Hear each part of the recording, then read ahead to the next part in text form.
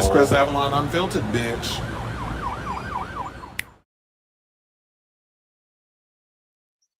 Hey y'all, welcome and happy Tuesday. I almost forgot what day it was, Chad. It's your boy Chris Avalon, and welcome to a brand new episode of Chris Avalon Unfiltered, the show we basically get into all things dealing with celebrity news, entertainment, and pop culture. So if that's a show for you, definitely stick around for that. In the meantime, while I have you here, can you please do me a solid, hit that like button and that subscribe button. Also, be sure to smash the notification bell so that way you know when we go live with a brand new episode of Chris Avalon Unfiltered. I see that somebody hit the love button, the heart button. I mean, we got a lot of tea to spill today. Well, not a lot. It's a slow news day, but I found some things for us to chat about. Oh damn, I forgot to pull up one of the videos because I wanted to show y'all the one about Justin Timberlake micro peen. We're gonna get into that topic, yeah. So we have the video. Well, Keanu Reeves, we got a major update about John Wick 5 and whether or not he's going to return. You know, he's been out promoting his new movie and he gave an update on it. So we're going to talk about that. Plus, for Lopez, she got thrown a little ageism shade. We got the video. So we're going to, while she was out promoting her new movie, we're going to throw that up in here. But speaking of which, we're going to talk about Justin Timberlake. Apparently his Bulge went from a Nashville show went viral. The girls is cackling over what they saw or the lack thereof of what they could see. So we're going to talk about that. Plus, eyewitness who saw Liam Payne fall to his death is spilling tea. So we're going to talk about that. Plus, we got that old whore pit viper, Kim Zolciak, coming out here throwing shade at Kroy. So we're going to talk about that. Plus, we've been talking about Luigi and stuff on this show for a minute, but apparently this article from because I was like, this sounds like it'll be entertaining. We'll entertain it, and I'm gonna go in and say other things. But apparently, with Luigi Mangione, they talking about that he's a homosexual, a closeted one, and he likes the chocolate. Why do I feel like I'm doing RuPaul's Drag Race? It's chocolate. But yeah, so we're gonna talk about that. Plus, Bobby Berk is throwing shade at Netflix over their little stunt they just pulled now that they got Jeremiah Brant over there at Queer Eyes. We're gonna talk about that. Plus, Clay Aiken is throwing a little is opening up about how he lost a lot of fans after he came out as a homosexual in 2008. And plus, I saw this clip floating around, well, literally before I went live, I was watching it, where he did an interview, and I think it came out a couple of days ago. We did an interview with Zach Sang, and he was talking about American Idol, and if singing competition shows, and he basically was revealing why singing competition shows don't create stars anymore. And I find it weird that that came up because I feel like we talked about this on the show in regards to like American Idol and if those shows and The Voice. Yeah, we literally did earlier this week, right? When we talked about American Idol, The Voice, and all those shows, how they have these shows going, and it's like, can you name somebody that's come off that show that has had a successful career in the vein of like a Kelly Clarkson or a Fantasia or a Adam Lambert, Ruben Studdard, those type of start, Carrie Underwood. Like it's funny how with American Idol, I can come off of the top of my head of those names, but I couldn't tell you not one person that's on The Voice that has been successful and won from that show. The only one I think I know that I believe that came from The Voice was Melanie Martinez. But we see where her career went, and I don't even think it was because of The Voice of her career is where it is. I just think that she found a thing to make her situation work. So we have that. Plus, speaking of Adam Lambert, he's dispelling the notion that being a homosexual hindered his career. And I got some drag news, and it has nothing to do with Drag Race. We have a new drag competition series coming. And if you pretty much could tell what it is based off of the photo that I put in the show situation. So yeah, we're getting a drag king competition series. So we're going to talk about that and break all that down. Plus, if anything breaks throughout the show, which, we've had that happen lately. Yesterday, I broke the news that Mason Gooding, before everybody else could get to it, is in Scream 7. So if you have not already, I'm going to repeat it. Definitely hit that like button and that subscribe button. Also smash the notification bell so that way when we go live with a brand new episode of Chris Avalon Unfiltered. And all that goes up. Child, I had to, before I get to the comments, I had to read a couple of bitches in the last 24 hours. I'm going to say this. For those who just want to jump up in my stuff with negative comments, please be clear that if you want to come over here, do not think that I'm not going to cuss your ass out, because I will. So I've had people coming up in my comments telling me that I don't have no followers, that I'm a nobody. They're trying to throw shade in my direction, or they tell me, oh, we don't want to hear what you got to say. We want to see the clips. And I had to read somebody that was like, well, if you want to see clips, I can tell you exactly what go look for. Go watch it. You don't want to hear what I got to say about stuff on The View? Then go over there and watch The View Monday through Friday at 11 a.m. Eastern Standard Time, or wherever the hell you live. I don't know what time it show it, wherever the fuck you at. But if you want to see that clip, YouTube is your friend, because they do put all the episodes of The View on YouTube. Google and also works. It's free. Or you can watch it on your Hulu, or you can watch it on your network television and sit through that and then get the information. But if I'm doing something on a show that I put together and I pay to use this stream, you don't tell me how long I make my videos. You don't tell me how long I say and do whatever the hell I want to do over here, because I run this shit, not you. And I don't even know you. And then there was somebody else that came up in my comments, and I cussed them, child. I told you when they go low, I go to the lowest part of hell. I go to the earth's crust. So this one person come up here and tell me, because I spent 12 minutes on my Superman. And I'm like, so what, you thought I was just going to put up something about a poster, make a comment, and keep it moving? If that's what you want, go over to TikTok. They like 2-second reactions, or whatever the case is. If you want something that's get in, get out, whatever, I give nuance. I go and give layers. I talk about a whole bunch of other things that's in revolving of that, and I move on from it. But people don't come up here and try to tell me how long to make videos and shit. When you put your stuff together and you talk about things, then you get to do what you do on your channel. Do not come over here and tell me what I'm going to do with mine. So then he's going to talk about, I don't want to be a YouTuber because I'm an airplane pilot. So I said, well, take that plane that you flying and crash it into the nearest mountain. That's what I told them. And then I chopped their ass in my comments. So just be sure, if you really think you're going to come up in here and battle me on some shit, be prepared. Then I'm going to leave you in tears. And first of all, airplane pilots ain't giving a fuck about what I'm doing over here on my channel. And I don't depend on YouTube for my financials. Now, don't get me wrong. I do get some coins out of YouTube. And it's not like $20 or whatever. Because I just look at the amount of money that I have in the account that's supposed to come into my account once I'm done with all of this. By where we get our payouts. Excuse me. As I just looked at it yesterday and a couple of minutes before I was about to go live. But also, I have way more followers on TikTok. I don't rely on YouTube, because YouTube, y'all algorithms be real funny. Y'all don't really push out y'all. I don't know. I don't understand the whole algorithm thing, the game plan that they do over here with how they push out certain things. And I know what type of videos get pushed out. Whenever I talk about adult performers and stuff, whenever I talk about Timothy Champagne or one of them, I see my numbers go up. Whenever I talk about Austin Wolf, I see my numbers go up. So it depends on the topic. But anyway, I'm gonna still do what I do over here. So I'm gonna just sit and worry about those of y'all who support me. And it's funny because Sailor Mermaid read my whole little chart thing. If y'all was watching the show yesterday, we know we was talking about. Child, we was on the phone for like over an hour. We was breaking it on down, and I really feel like when the negative stuff comes out, I don't always expect people to just kiss my behind or whatever. Like, I'm all for differences of opinion and this, that, and the other, if it's respectful and we can kind of have like this respectful discord with each other. But if you want to come in here and be nasty or whatever, it's like, I don't want you to follow me. I don't want you to, especially when I'm looking at your page, and compared to the amount of people that follow me, and you only have like one, you don't have no facial picture, and you got one follower or subscriber or 2 subscribers, and they probably your family members, but you trying to come for me. That's why I was like, worry about yourselves. I can't be out here arguing with people with just 2 damn subscribers. I just be like, you know what? Go fuck yourself, block them, and keep it moving. But anyway, so the in rant. So yeah, I was like, I think after he read my chart, whatever, I feel like stuff is shifting, things is coming, and the negative people that come in and say stuff, I feel like that there's a change coming, because if everything was smooth sailing, I feel like people wouldn't care. But anyway, so Onyx is in the building. Hello. It's someone shot at a bus filled with students in Charlotte yesterday. Thoughts and prayers.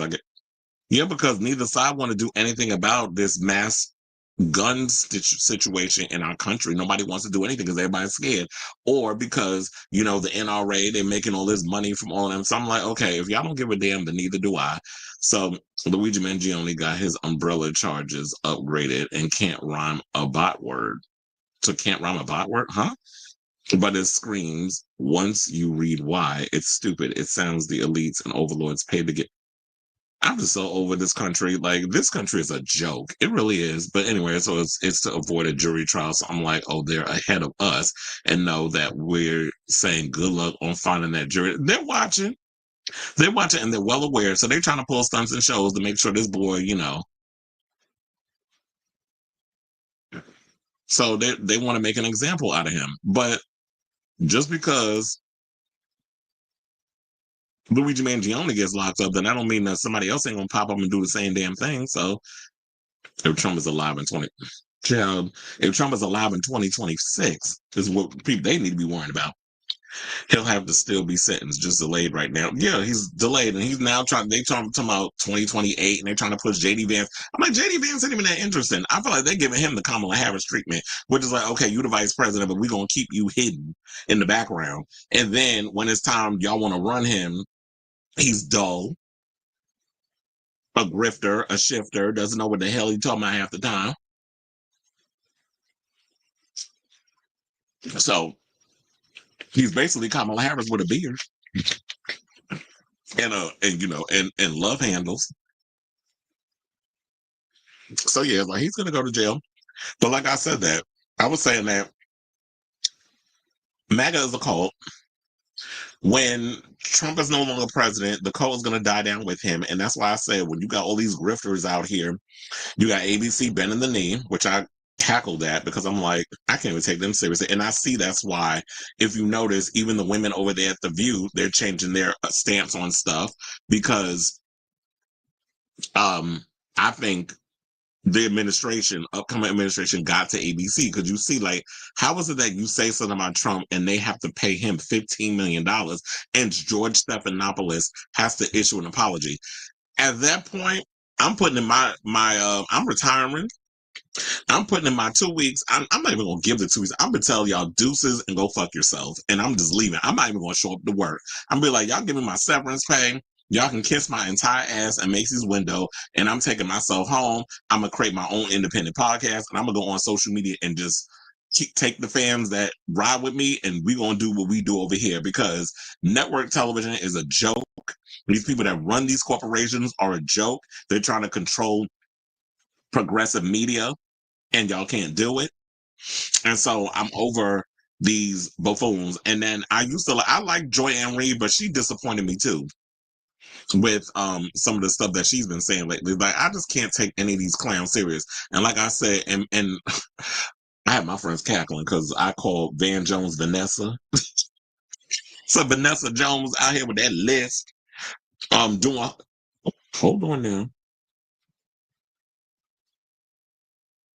Oh, I was like, wait a minute, because I heard my mic go out. I heard it right in my ear. Damn, I forgot what I said. I mean, what I was going to say, but I was talking about Miss Vanessa Jones. If you know what I'm saying, her lisping ass. It's terrorism charges upgraded from first. How is it that one person is? You can't kill one person, be considered a terrorist. Terrorism is you take out a multitude of people. That's the definition. You can't kill one person and consider a terrorist, which goes to show that the medical industry and these damn crooks that they have in these suits that sit and rip us off, their lives matter more. Black lives don't matter. Regular people lives don't matter. The only people that matter is the 1%. Or these people that sit and steal from the top, continue to steal from the rest of us. So I feel like I'm about to get like my friend Steven. He's moving to Canada. And people trying to talk him out of it. I was like, you go ahead and do with your stuff. You go ahead and do what you need to do to make yourself happy. And if it boils down to it, he said that if anybody's ready to move not down there, there's up there, because Canada's that, in that direction. Not in heaven, but further up north. He was like, if anybody's interested, I'm like, Shell, I may follow you, because I already have like my friend who just came to New York in 6 months. He told me he is moving to Thailand he's not gonna have an issue getting a job because he knows Pinjana Hill, so he can go and work for, she owns a couple of nightclubs in Thailand, so he can go and do some stuff out there and make a coin. And I'm sure that money goes a long way. Or I think maybe American dollars actually goes a long way, to be honest. So they'll be fine out there. But he's talking about moving to Thailand. I'm like, I ain't going there. I mean, if anything, I would rather move either to, like I told y'all, to Spain or to Canada. One reason being that because I think people think that, oh, it's Trump, Trump, Trump, Trump, Trump. But I think even when this whole MAGA bullshit is done, I feel like this country's still gonna be in the shitter, regardless of who we put in. Republicans, well, MAGAs, and or the demo. We got to come up with a name for the Democrats because they're not even the Democrats no more. They're basically like more center right, which means that they pick up more on Republican ideologies than being this so-called democratic whatever they want to call it, the left, the left, the left. There is no left. The only left I know is the one that Beyonce be talking about, to the left, to the left. I don't think there is no actual left party. So if you really read into what they be doing, it's very much center right. You running behind licking the crack of that broad, what's her damn name? The one that now Trump going after, Liz Cheney. You be licking the crack of her ass. You up in here trying to hobnob with a bunch of old school Republicans because they got no damn where to go. They have nowhere to go. So they out here running around homeless, trying to figure out which party they belong to. They out here in no man's land. So yeah, let's align with the Democrats because Republican Party is no longer the Republican Party, the party of Reagan. No, all that mess. So now let's go align with them. And then you got, people out here who once upon a time were fighters. Now they all with shifty asses over here slithering. We got to go and hobnob with the Republican or with the MAGA and all that. I was like, that's what you need to be doing. But anyway, let me get off this and let's get right into these topics. And let's talk about Keanu Reeves, my Virgo twin, who apparently has given an update on whether or not he will reprise his role as the iconic John Wick in John Wick 5, because we've been hearing for the longest that we're supposed to be getting a John Wick 5. But I mean, at the end it was implied that he died. I don't think in my mind that they would have killed him off completely, but I do feel like it was an end. After the 4 movies, it was an end of a chapter, and that's cool or whatever. However, he just recently appeared and did an interview he's promoting Sonic 3. No shade. I mean, I grew up playing Sonic the Hedgehog, but I'm not going to hold you. I've never seen Sonic, any of the movies. I've heard they're good, but I've never seen them. And now I'm thinking like, well, damn, since there's so many of these movies, maybe I need to check Sonic out. But anyway, so Keanu Reeves, who recently put curtains down on his most lucrative film franchise, John Wick, with John Wick Chapter 4, expressed his willingness to return for a 5th film, which is yet to be confirmed. Now, despite appearing in several popular movies, including Speed, The Matrix, and Point Break, no franchise has brought him more success than John Wick, which has grossed over $1 billion at the box office.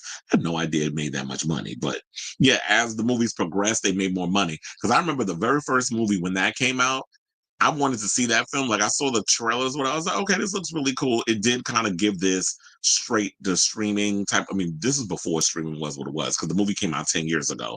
And I feel like in the last maybe 2, 3, 4 years, streaming has become like this big phenomenon. But 10 years ago in 2014, we wasn't really streaming, or at least I don't think I was that hard into streaming as I am now. But I remember when that movie first came out and I was working at AMC and I wanted to see this movie so bad because it was around the time of like The Raid and all these other type of movies. So I loved like the crazy, that brutal martial arts or what is it, the MMA type stuff, like Brazilian Jiu-Jitsu, all that stuff. Because I was doing that at the time anyway, when I would go to the UFC gym and I was working out and doing the BJJ. I know it sounds like giving double the blow job, but it's Brazilian Jiu-Jitsu. So it was like I was doing all that stuff. So I got really interested in, and I've always kind of been interested in like martial arts and martial art movies and that sort of thing.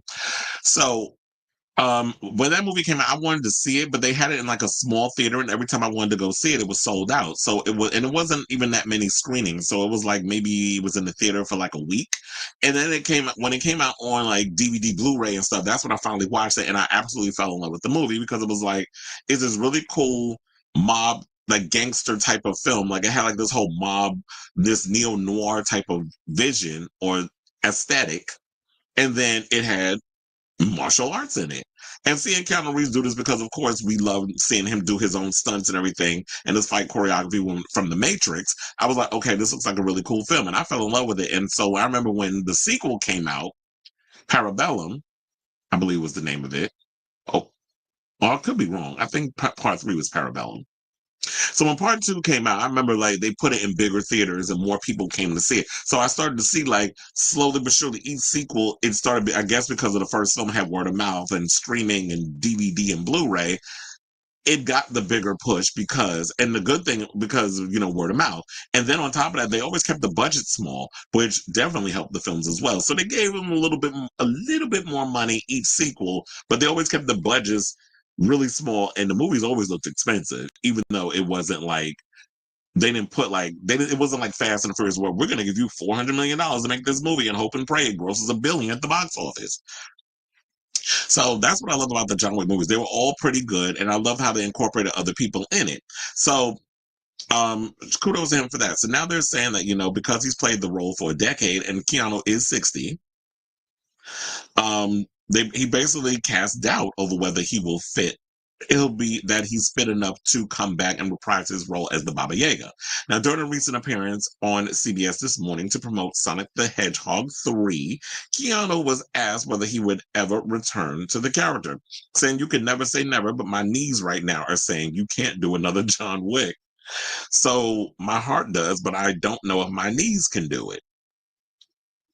So I totally get where he's coming from with that because I did notice, like, if you watch the very first John Wick movie, he was moving pretty, but he was like in his late 40s or whatever when he was doing that. So he was like the action stuff he was doing, like the throwing people over his shoulder and the other stunts where it was like he would jump in, so what was it like? I'm trying to describe the stunt where it was like he would, when they were doing in his house, when they invaded his house, the guy that was trying to kill him, and he would like jump in the guy's, like wrap his legs and arms around the guy, and he would shoot the guy that was behind him and then flip him over and kill him. And then all this stuff, like you can easily do that when you're early to mid to late 40s. But when you're pushing 60 and you got to do all these crazy stunts, and then of course with each movie, you have to up the ante with a lot of that. It does take its toll on your body. I know a lot of people, but what about Tom Cruise? Well, Tom Cruise is an alien because, he do that damn Scientology. So he ain't human. But Keanu is someone who is, he does a lot of wear and tear. I mean, like, yeah, Tom Cruise doesn't really do a lot of like fight stuff. I mean, you'll see him do a couple of that, but for the most part, he's always running. He's always like, "Oh, I gotta hold on to a plane and try not to fall off or whatever." So, like, he's always doing stupid stuff like that, holding on to buildings and and and what is it, like planes and trains and automobiles? That is a movie. So there's a lot of that. So, but Keanu Reeves is doing like a lot of fight choreography, and yeah, all that stuff. When you're doing, and you think that they're only doing one take of that, sometimes it's a multitude of takes, and you're working 14 to 16-hour days for 3 months on a movie, and then you have to think about the training that goes into those movies. So I'm training possibly 3 to 6 months before we even start shooting, and then sometimes the fight choreography that we came up with is not necessarily, we came up with in the beginning that isn't necessarily going to work once we start shooting. So now we got to improvise and change things around, especially like the way you line up the cameras and all this stuff. And luckily, Keanu's been doing it long enough that he's adaptable. So there's a lot that goes into making a lot of these type of action films. So I totally get where he's coming from. Now, I would love to see him do, John Wick in one more movie. We are going to get him in Ballerina when that comes out later this year.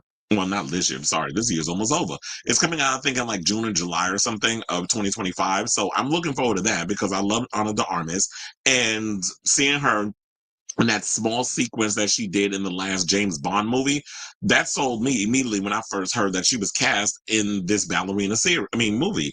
And I really feel like if Keanu Reeves can't come back due to, yes, he's older, his knees and a lot of pain. And if you watch the last one, you definitely could tell like the struggle was real when he was running up them damn steps. You could definitely see that he was tired, the knees was kneeing, and he wasn't as, and even though he's in great shape, like doing those sequences over and over and over again, and you're always wanting to be the one that's doing the stunt so that way you can be seen in there doing the stuff, it does take its wear and tear on your body, and you don't want to end up with permanent damage. So I definitely could see that. So I feel like what the John Wick franchise should have been doing, and I think maybe a little bit they have done it, is that they have secured characters where you can give them their own spinoff and we can branch out on this whole John Wick universe. Like, I would love to see them give the Continental another chance. The TV series that came out before, the 3 episode, 90-minute movies that they did, I thought it was okay. Some of the action sequences was cool, but none of the characters to me stood out where I'd be like truly invested or interested in wanting to see them with their own thing. I would love to see Halle Berry get her Sophia spinoff. I don't know what's taking them so long with that. And she's even expressed interest. And she said, y'all better hurry up because here's the thing. Halle Berry's on the later side of 50. So while she's in amazing shape, and we've seen like what she could pull off when she was in that sequence in John Wick 3, I would definitely love to see her get her own movie. I would love to see them continue, to build this franchise with Ana de Armas in the ballerina franchise.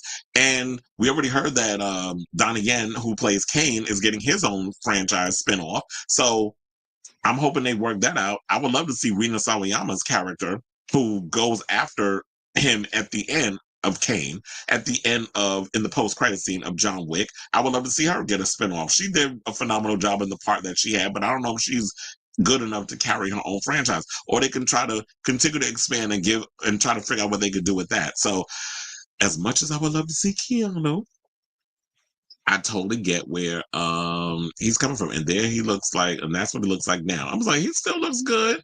You could definitely see he's got Asian up in him when you look, but I know he is part Asian, which is why, when you have that Asian blood up in you, you got that melanin, they do age a lot slower. So in regards to wrap this up, basically it was something about that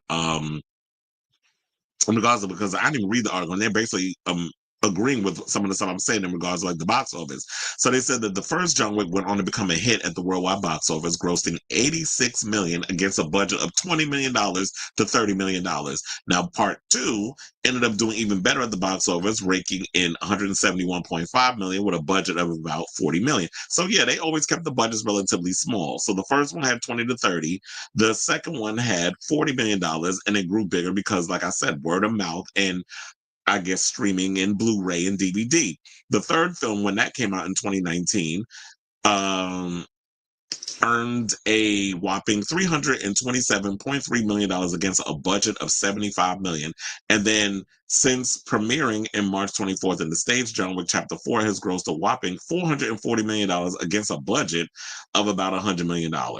And so, yeah, there's that. So I love this franchise. I'm really hoping that they can find a way to expand on that universe, child. If the opportunity presents itself, I'd love to be in a damn John Wick-esque type movie where I could beat people up, but also give some thin range. But anyway, so I say all this to say, what do y'all think of this story? Would y'all be bummed if we no longer got any more Keanu Reeves as John Wick as Baba Yaga in the John Wick franchise? But look, like I said, if it doesn't happen, we still have the other 4 movies. Plus, they said he has a significant role in the ballerina. So we'll get to see him on the screen once more in the ballerina when that comes out in 2025, of the summer of 2025. So let me know what you guys think of this story in the comments down below. Okay, so then we have Sailor Mermaid's in the bill. Oh, funny enough, I was talking about you before we started the show. Well, I was like, when you was reading me my chart and you was telling me how like people gonna be testing me and stuff as my career starts, and I had 2 people trying me in the last 24 hours. And I had to cuss they big back asses out. And when I told my friend that this morning, he was cackling. I told him one of them claimed he was a pilot, and I told him go crash that plane into a building. Congrats on Queen Babe for officially becoming RIA's top certified female artist. Yeah, for all those people who sit up in there talking about um, Cowboy Carter flopped. Well, congratulations to her. It's really good. I love the Sonic movies. I'm coin. The Sonic films are good. They were smart and listened to the fans and going and change it. Yeah, because I remember that's all I remember from it. Like I remember when the Sonic and that thing that's what turned me off.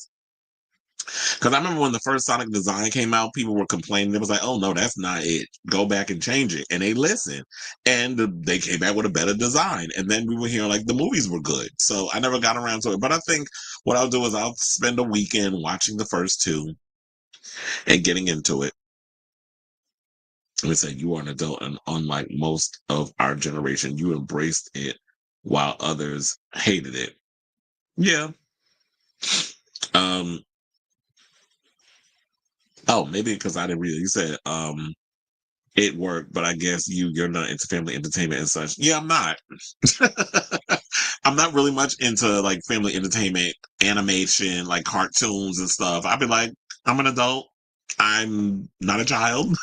So I think I'm in that mindset, which is why I don't watch a lot of animated films. Now, if I do watch animated stuff, it has to kind of fall into my sense of humor. Like I watch Spider-Man Into the Spider-Verse. So that type of stuff I watch, or Creature Commandos, like that's, or Invincible, like those are my type of animation that I watch. Or as they say, cartoons. I don't really watch stuff like Sonic the Hedgehog or Moana or stuff like that because I'm like I'm grown. There's no shade to y'all that want to tap in the inner child, but my inner child died when I turned 21. I'm kidding. I still do tap into my inner child every now and again, but it's just the animation thing is not for me. Said Bill Skarsgård is leaving the horror genre as Nosferatu was too much, make-up chair and such. I also guess he's a subject was too dark for him. So I mean Nosferatu is basically a take on Bram Stoker's Dracula. But y'all remember when that book was written? I think it was written in the 1900s. I know Mary Shelley Frankenstein is from the 1800s, but which that book is uh, I love Mary Shelley's Frankenstein because when I was a kid, I read Bram Stoker's Dracula. I read Mary Shelley. I read all the classic horror books and stuff when I was a kid. So I could definitely understand why with Nosferatu, and I feel like that's probably the same thing that he had to deal with being Count Orloff and the amount of makeup and prosthetics and stuff that he had to go through is the same complaint from Colin Farrell with the Penguin. The amount of work that he had to go through. We seen that scene where he was butt naked and he had the club foot and everything. Like everything on him was pretty much prosthetic or bodysuit. So I can imagine, like, yeah, all that work is just it's a lot because you got to come in before everybody. The amount of hours that you have to spend putting all that stuff on. So I totally get it. Why he would be annoyed. No, you don't. He talking about Catwoman. Yeah, nobody saw the first one, so you know they're not gonna spend that money with a Catwoman. Just love the original for what it was. You do not need a thank you to it. You are not Ariana Grande. You said not they tried you. Oh please. You said your chart was a lot to talk about. Yeah, it was a lot. And so with all that I said, that means like changes are coming. If I got people in my comments trying to come for me, but I realized what needs to happen. I gotta stop engaging and to start blocking. I'm gonna start sending bitches to the block, and it's not about just having a different. Oh, let people have the difference of opinion because I'm all for difference of opinion. Like I said before, if it's respectful. But if you coming up in my comments trying to tell me how to do shit over here, I was like, no, you can go over to your page with your two subscribers and talk to them how you want to talk to them or engage them in whichever way you want to engage them. But you can't do that because you don't have the bandwidth to do it. So, people got to come up in your shit and try to throw you off your game. or try to stop or deter you from doing what it is that you do. It's like, I've been doing this for far too long. And it's not just, I just didn't start this a couple of years ago with the YouTube. I have been doing this 2026 would be 2 decades that I've been doing entertainment news and gossip. So just because you just found me today, don't necessarily mean I started today. I don't even remember when I started my YouTube channel. I think it might have been 2013 when I started,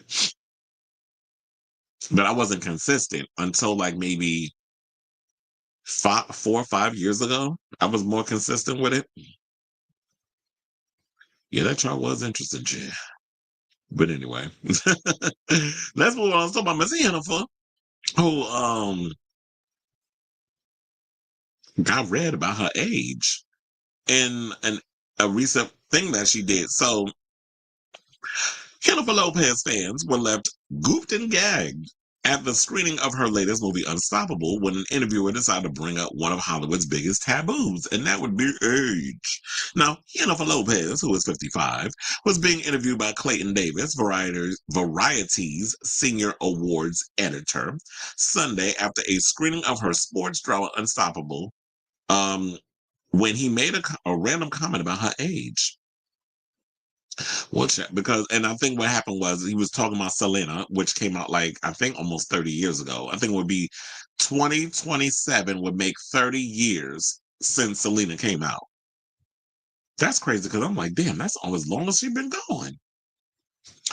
Because it was 1997, I believe, when that movie came out. And then he made an age thing. But I do have the clip, courtesy of TMZ.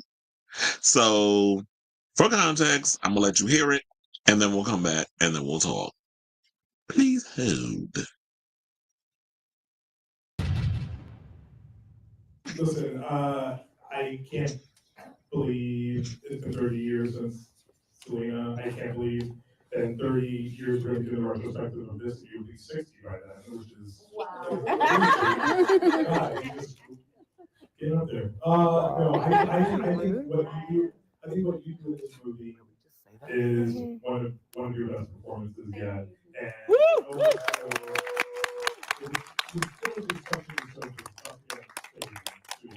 It's funny to say that I'm getting up there, and that's legit.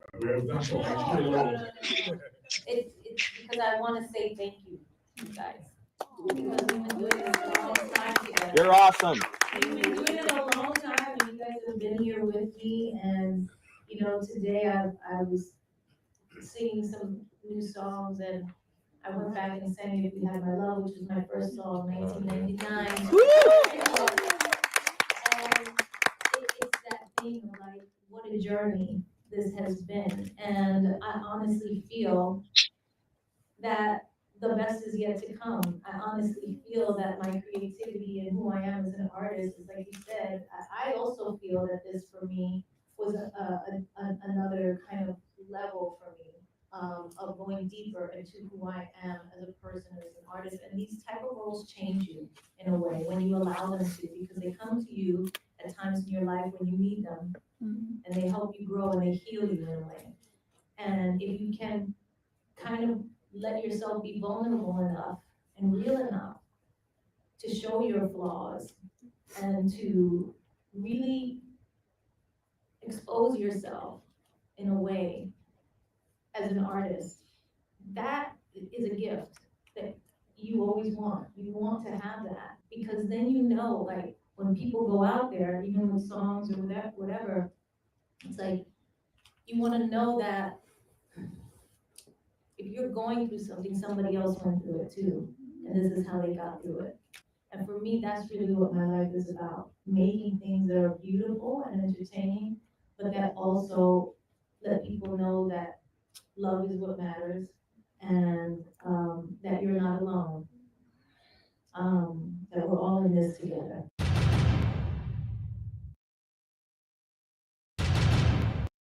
Okay, so in a way, oh, this is a different video. Hold on now. Well, we're not gonna go into that one. But I will say this, you know what? I love the fact that she turned it like a little shady comment into a celebration and a positive thing. And I always said, like, you know what? So many people, I guess maybe when I was younger and I didn't know no better and I was a little naive, I was sort of like the type of person that would just been thinking about that stuff. But I remember, I would get like that with the little ages and stuff. And I remember one time a much older homosexual friend of mine said to me, and that's resonated with me. He was like, "You want to know something? You better hope and pray you get to make it to my age." And I was like, "You want to know something? That is a fact." Because I be like, you know what? It's easy. We can sit up here. We get so wrapped up in youth and as they say in one of my favorite movies, The Boys in the Band, youth is wasted on the young. So the maturity and then the older you get, the better off you are. And then with age comes wisdom. So when you look at a Jennifer Lopez, Jennifer look good for, she looks good at 55. I got to start changing the narrative for 55 because that always sounds like a backhanded comment to me when you go, "Oh, you look good for 55." Or you don't even look 55. What the hell is 55 supposed to look like? Age doesn't have an aesthetic or a face or whatever the case is. So I don't understand when people say that. Like, that never makes sense to me. I think people mean well, but it does come across as a backhanded compliment. And look, Jennifer Lopez works her behind off to look as youthful and as flawless as she does. Keeps that body right and tight. She's using all kinds of creams and serums and all those other things to make herself look youthful. And I know many of Latino women who look younger than their actual age. Like we got that melanin, melanin. I'm trying to come up with a little funny thing, but yeah, they got that melanin running up in their veins. Like when you look at Salma Hayek, she don't look her age. When you look at or she don't look, she doesn't look her age. When you look at Sofia Vergara, she doesn't look her age. When you look at some of the other women, they don't look the age that they are. When you look at people like Luna Lauren Velez, she doesn't look the age that she is. Yeah, y'all probably like who? She from New York Undercover and so many other projects she was in. She was also in Dexter. At the original La Guerta before, Christina Milian plays a younger version of her in the new series. So when you look at some of the other Latino women, they don't look the age that they are, or they look way more youthful than some of you girls on the come up who talk about y'all 25 but look like you got the skin and bones of a 70-year-old. So age is a construct. I do believe that it's not about how old you are, it's how old you feel. And okay, so she's getting up there in age. I just don't understand what that means, though. It's like, you know what? Look, there's a lot of people running out here in these streets that wishes they had the level of success and the longevity that a Jennifer Lopez had, and has endured. Say what you want about her relationships and the fact that she can't keep a man and that she can't be by herself and all that other stuff. But one thing she has been consistent with is maintaining that damn career, whether it's in music, whether it's in film, whether it's in fashion, whether it's in all the other things. Jennifer Lopez keeps her name in these streets. So, as far as this Unstoppable movie, I've been hearing a lot about it. I definitely want to check it out because she's in it. Jarrell Jerome, who's right here. I always like Jarrell Jerome. I like Jarrell Jerome ever since he was in damn, what the hell was that homosexual movie? Moonlight.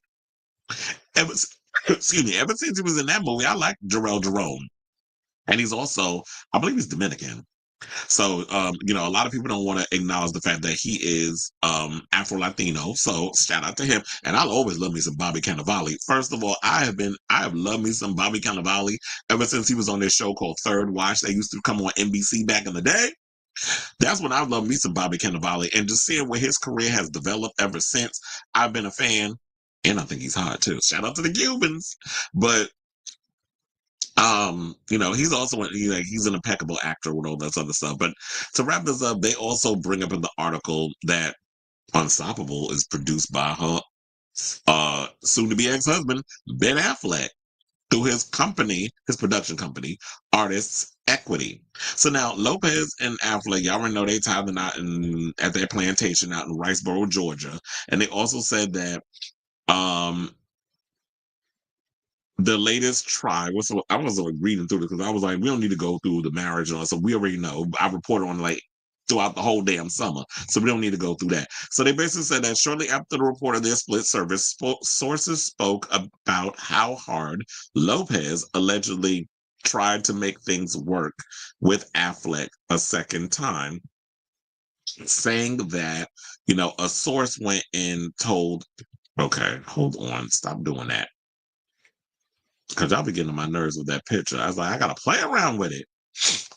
So they said a source told people that Lopez did spend a lot of time making sure Ben was happy and had everything he needed. So, when she said that whole comment about what she learned about her relationships and stuff, like don't try to do what you gotta do to make that other person happy. Like you always having to do things and dim your light to try to please them, and then nothing ever works because allegedly Ben has erratic mood swings. It's probably from all them damn cigarettes and coffee he be, the cigarettes he be smoking and coffee he be drinking. It's like when you putting all that nasty toxic stuff in your system. Oh wait, I shouldn't windmill too hard on coffee because I am a coffee drinker. But y'all don't be seeing me come up in here being all erratic and out of my damn mind when it comes to the coffee.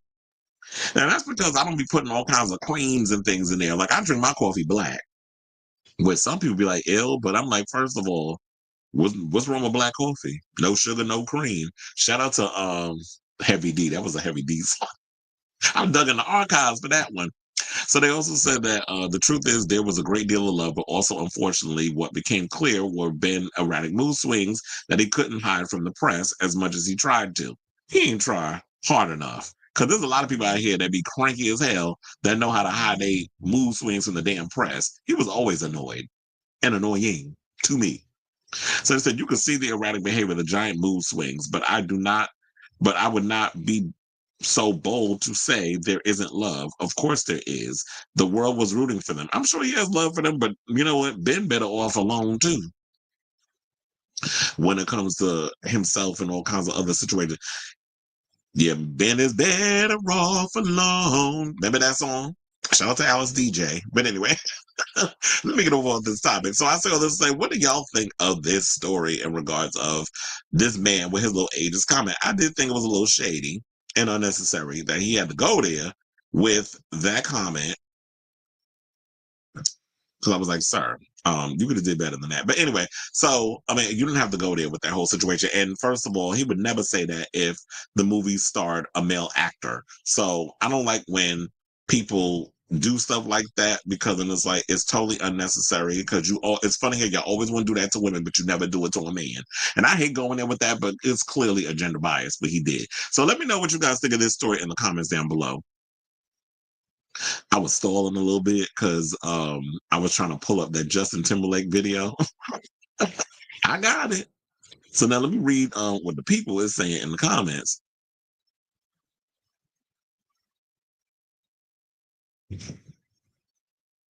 I was watching Crash Bandicoot. I used to love Crash Bandicoot when I was a kid. I used to love playing that game. And Spyro gameplay. I'm getting all this Gamergate and conservative gamers shit theories. Oh, I don't do like online gaming with people. Like I know my roommate Devin used to do like online gaming with people. I think my father does gaming with well he games, which is where I got it from. But I don't think they do gaming with other people. I think my roommate Devin did or does. But I don't like gaming with other people. I was like, I'd rather play by myself or if people want to come over. Like I'm old school with that. It's like if you want to come over and play video games, whatever, we could do that. But I don't do the whole online gaming with people because I feel like people coming up in there, they want to throw negative comments, they want to call you homophobic slurs, or so I don't like that whole sharing the gaming thing with people. I'd rather just get up there and do it by myself. I don't even like the whole playing games and twitching, which is what my roommate was doing too. He would get up online and he would start doing like an online Twitch stream and be playing his games or whatever in there, screaming and all this stuff, and I'd be laughing. And he does like the high pitched screams, so I'd just be laughing every damn time. You know them Pisces, they get scared easily. So yeah, so I don't like the whole sharing the gaming, so I just be doing my own thing. And it's funny because I remember when I was a kid, the very first gaming console I had, yes, the original Nintendo. I had the Nintendo, the Sega Genesis, and then I had like I never had an Xbox. That was the only gaming console that I did not have was an Xbox. I was stuck with like PlayStations and stuff. It said they're trying to make sure 2028 is still conservative. I know it's future, but I see podcasts that got Trump. The election will be out of style in a couple of years as they're relevant to Gen Alpha. Yeah, a lot of these younger people that are going to be able to vote, they don't care about all that. They don't care about the incel. They don't care about Trump old ass. First of all, they look at him and like, okay, sir, you too damn old. Like, we don't even know who you are. So they're not even going to be paying attention to all of that. They're a cult. So cults don't last but for so long. We've seen cults come and go many a times. When I was at the edge of turning 19, I was just going to say you was at the edge of glory. I was obsessed with going outside and tanning naturally by the sun. I regret it as soon as I found out about the eight. That part is like the age, it ages you, which thank God I hated being out in the sun because it was like sunburn and all other stuff. So I always try to avoid it. As for wisdom, that depends if you pay attention along the way, because some of these older people I encounter are just so intellectually and emotionally immature. Well, it always depends. I've always had people, for some reason, knock wood. I've always had people in my life who were older that kept me on the right path or always taught me the right thing. And I think it's because the energy that I exuded wanted that. That when I was coming up, my generation, I just feel like millennials always had this thing where, well, I can't speak for everybody, but I always had this thing where I was way too mature for my age. And then I always wanted to hang out with older people, but when I wanted to learn things. And even when it was like young and not knowing anything about gay life, the lifestyle, the culture, that sort of thing, beyond the sex of like learning about drag and learning about the queer pioneers that were trying to build whatever and me learning about all that. I was learning all that stuff from a lot of my older gay friends who were just unapologetically themselves, a lot of older gay Black men who pretty much kept me on the right path. So I always wanted to learn things from people. Now it just seems like there's this gap where we're not taking the knowledge and passing it down to the next generation. And it also could be that maybe the younger generation doesn't want it. Or maybe the older generation is kind of looking down at it. So I just think that there's this tug of war, if you will, where people don't want to listen and learn. I don't have premature wrinkles or age spots or anything like that, but I did expose myself to the UV rays heavily. Oh Lord. Well, I hope you go to the dermatologist and they correcting all of that. And it said Luigi birth chart also indicated that he might. Oh, you did his chart? Hey, fam. I just got here. So didn't hear the topic. Wait, what topic? You talking about Jennifer Lopez? Oh, you talking about gaming and stuff? I'm not playing you talking about, it's not playing the game. It's watching people play the game like a movie. It's fun with my favorite people. Yeah, I don't know. I rather participate than watch, but to each his own. Only online game I like was way back in the day with City of Heroes, but it was a PC game. I don't think I ever played that one. But you said, but the console gamers were creepy, racist. Yeah, that's why I was like, I don't like dealing with those the console gamers. It's like the Saturn influence on your first house. Oh, you said it's no way. You said it's the Saturn influence on your first house. Oh, Luigi has a critical degree. That's interesting. We talking about critical thinking. Oh, y'all wait. Don't tell me that y'all all was doing his chart. That you and Onyx was up in here doing Luigi's chart. I don't even know when his birthday is, but I'm sure if you Google Schmoogle, you can find it, right? Okay. So let's move on. Let's talk about Justin Timberlake, who apparently is bringing micro back, and that would be micro penises, because the people was looking at his bulge and they cackled at what they were seeing. So is Justin Timberlake about to come out as trans mask because his baby bulge has gone viral on social media and the people are cackling? So now the 43-year-old pop star was performing at Bridgestone Arena on his Forget Tomorrow. I'd like to forget this whole damn tour existed, quiet as it's kept, world tour, when things took an unexpected turn as his harness around his waistline drew attention to a particular particularly noticeable area. Now, in a viral clip captured by a fan, of course, because they love capturing stuff, Timberlake can be seen performing with the harness, riding a little too high, making his crotch the star of the moment. Now, the camera zoomed in for a closer look. They probably used up all the zoom they could find and still didn't see nothing there. It can be seen, they said went in for a closer look at the singer awkwardly tugged at his shirt, seemingly trying to cover up the surprise bulge. Naturally, social media exploded and the trolls quickly pounced, poking fun of the situation with some cheeky comments. Well, we'll get into the comments in a second, but first, I need y'all to see this video so we can all have a cackle as a class. Well, I don't have nothing to worry about, so I can make fun of his bulge. Please hold.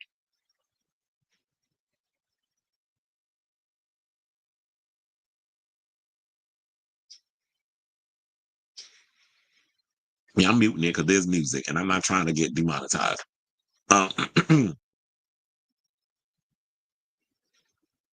there goes a perfect. Wait, damn. Wait, let's hold on. I don't know if y'all can see it. I was like, that's perfect. But this thing is in the way. Well, there's a lot of things in the way. Oh yeah, so you see like there's a little, he look like he got a clit. His mama got a baby vagine. But anyway, I was like, I've seen fupas that got more meat than what he got between his legs. Was it fat upper pussy area, for those who don't know what fupa mean. So let's read the comment. They said Monique H. Taylor's version. Now that's funny. Said, I guess money can't buy you everything. Somebody said, the way you zoomed in. Another person, well, she is a girl, said, is it in yet? Another person said, not him singing hard to find while you zoom in. And then another person said, definitely not Chris Brown in a harness. Another person said, Brittany said, I already knew this. Another person said, about what I had imagined. Doesn't he have a song called Just What I Have Imagined or something or another? And then they put the little small finger thing like that. Then another person said, the way my jaw dropped, honey, no one told him during rehearsals.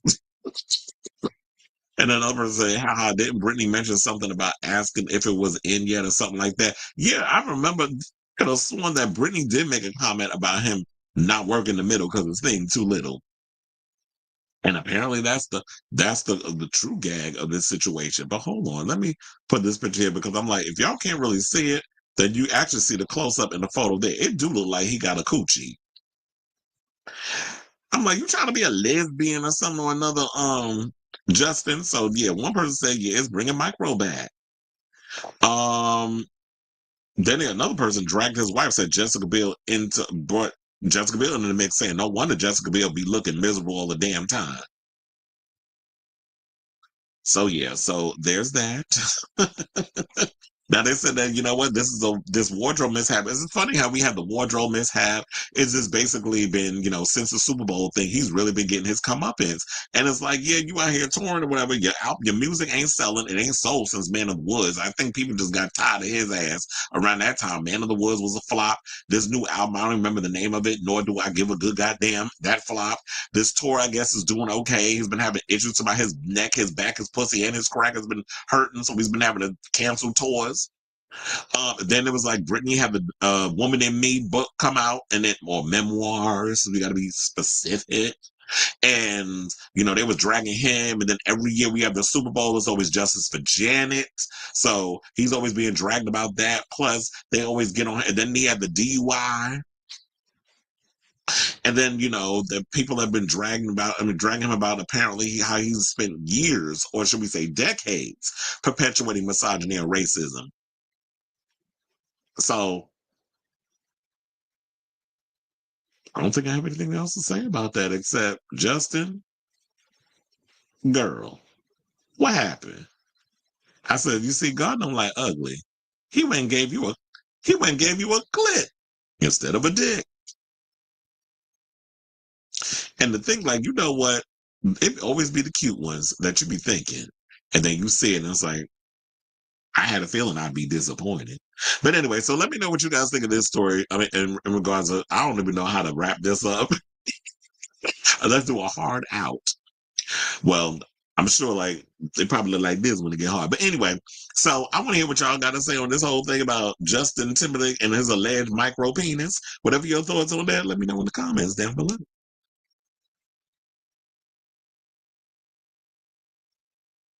Okay, so now we have comments. Oh, you said he got a, oh yeah, I read that one. So it's like Silver said, no, it's astrology talk. Mm-hmm. He said, I haven't done his chart yet.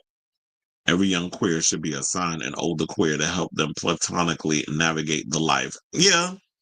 And the good thing about, and that's the thing too, is like there should be, I do feel like older queer people should pass down the wisdom that they learn coming up to the younger gays so that way they know how to navigate the world. And I always love the term the life. But that's what we used to call it. See, it's us old school homosexuals used to call that back in the day. We would say like the life, especially if you hang out, you used to hang out on like on Christopher Street and the piers and stuff like I did coming up in New York in like the 90s and the 2000s. It's like, yeah, we would call it the life because we hated the term lifestyle because I hate when people still use that word because y'all make it feel like, oh yeah, the lifestyle is a choice. Like we could just put it on and take it off. And maybe you undercover ones can do that. But no, I used to always love the term the life. And it's like, yeah, platonically, because I don't be wanting to fuck all these little boys. I just be wanting to pass y'all the wisdom so that way when you go out in the real world, you know what to expect from these creepy ass men.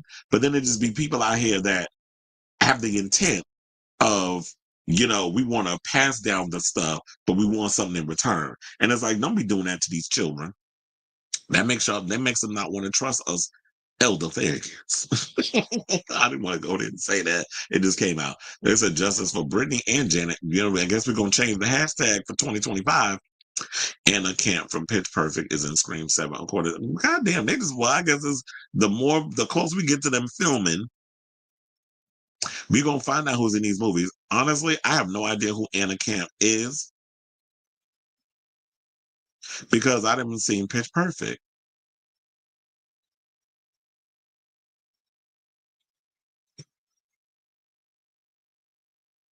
Are you saying Anna Camp or are you talking about Anna Kendrick?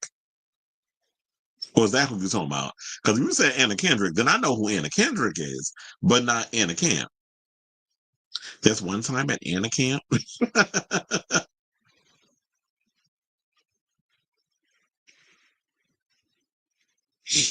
Anyway, they're gonna put Rebel Wilson up in there.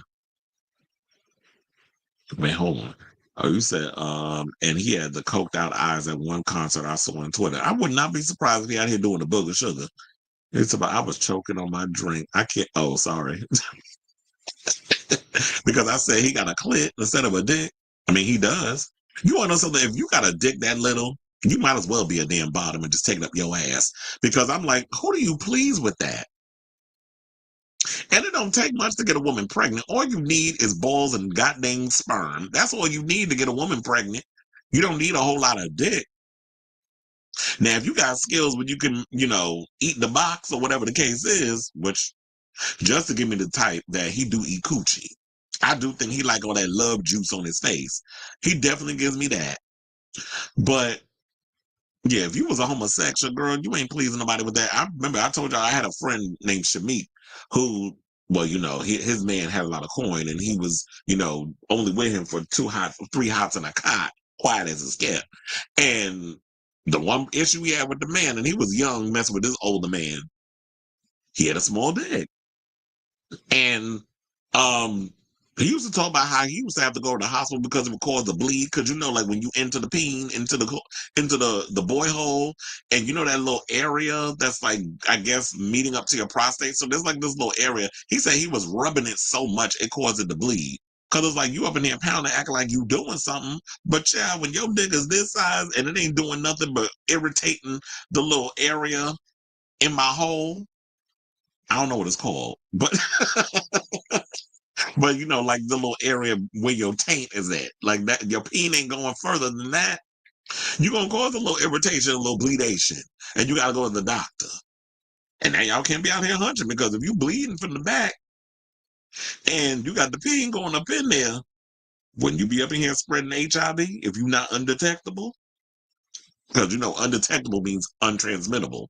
But if you up in here causing bleeds because your peen can't reach far, it hit the spot, then, child, you might as well be a bottom. Like Sailor Mermaid said. December is the month where we find out the cast. Well, yeah, because they're going to start shooting, allegedly, according to the reports, in January. January is supposed to be the start date of them filming Scream 7. And then I heard people was dragging Mason Gooding after we reported it yesterday. I'm like, for what? Why y'all dragging him? Like, okay, because he's coming back and Melissa Barrera isn't. They're supposed to stand in solidarity for Melissa Barrera. It's like, yeah, we're cool, but sorry, I have bills to pay. And unless y'all are willing to set up a GoFundMe to put it up in a Mason Gooding Foundation type of situation and help him pay his bills, then kindly shut the fuck up and stop telling people what they should and should not assert themselves into regarding a movie. It's hard out here to be an actor. And for me, I gotta turn something down based on principle, fuck out of here. Especially when you bitches out here ain't gonna go support the damn movie any goddamn way. So why am I gonna give that up? For you? Fuck are you? You're not even a real Scream fan. You wasn't there from the beginning. When I went to go see it back in, what was it, 96? 96. So back then when I was going up in there seeing that, I was like, look, that's why I said y'all need to stop trying to pander to these younger generations and actually make the Scream 7 for us legacy fans. Because if these younger fans who are who are about the Carpenter family members and the Meeks Martins and the Core 4 and all that other stuff, if this is the fans that's jumping in late, if this is who you're pandering to, your movie's not gonna do all that well. I mean, I feel like the Gen Xers, the millennials, those who have been following the Scream franchise from the beginning, we're going to come and support it because we love Scream. But if you're trying to pander this they're still trying to do that whole passive the choice to the young generation and thinking they forgot about what you did to Melissa Barrera and stuff, you're not going to get them back. So I don't understand why you're trying to pander them. But like I said, y'all sitting here getting mad at every actor that signs on. Okay, well, be mad. The movie's getting made, whether you like it or not. As much as I hate to admit this, the Bigo app was where I met so many people from our community that made me feel seen and understood. That's where I surrounded myself around queers my age and older.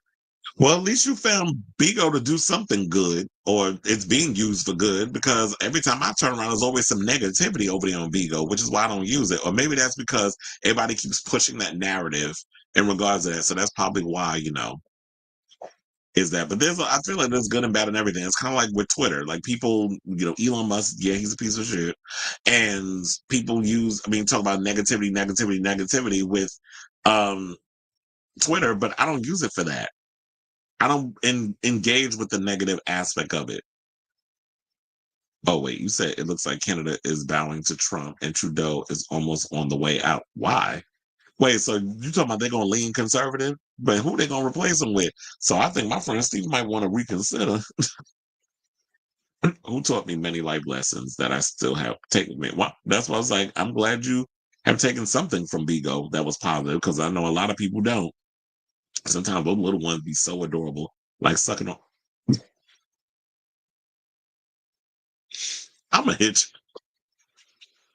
I guess we're attacking muscular cis female now with transphobia. JK says muscular women aren't feminine enough. Do she look in a damn mirror? Because, bitch, first of all, yo strong ass Sarah Jessica Parker, Wicked Witch of the West having jaw. You should not be talking about somebody looking like a man, squirping like a chirping like a man. She should not be talking about anybody's features. And I think that's why she's mad.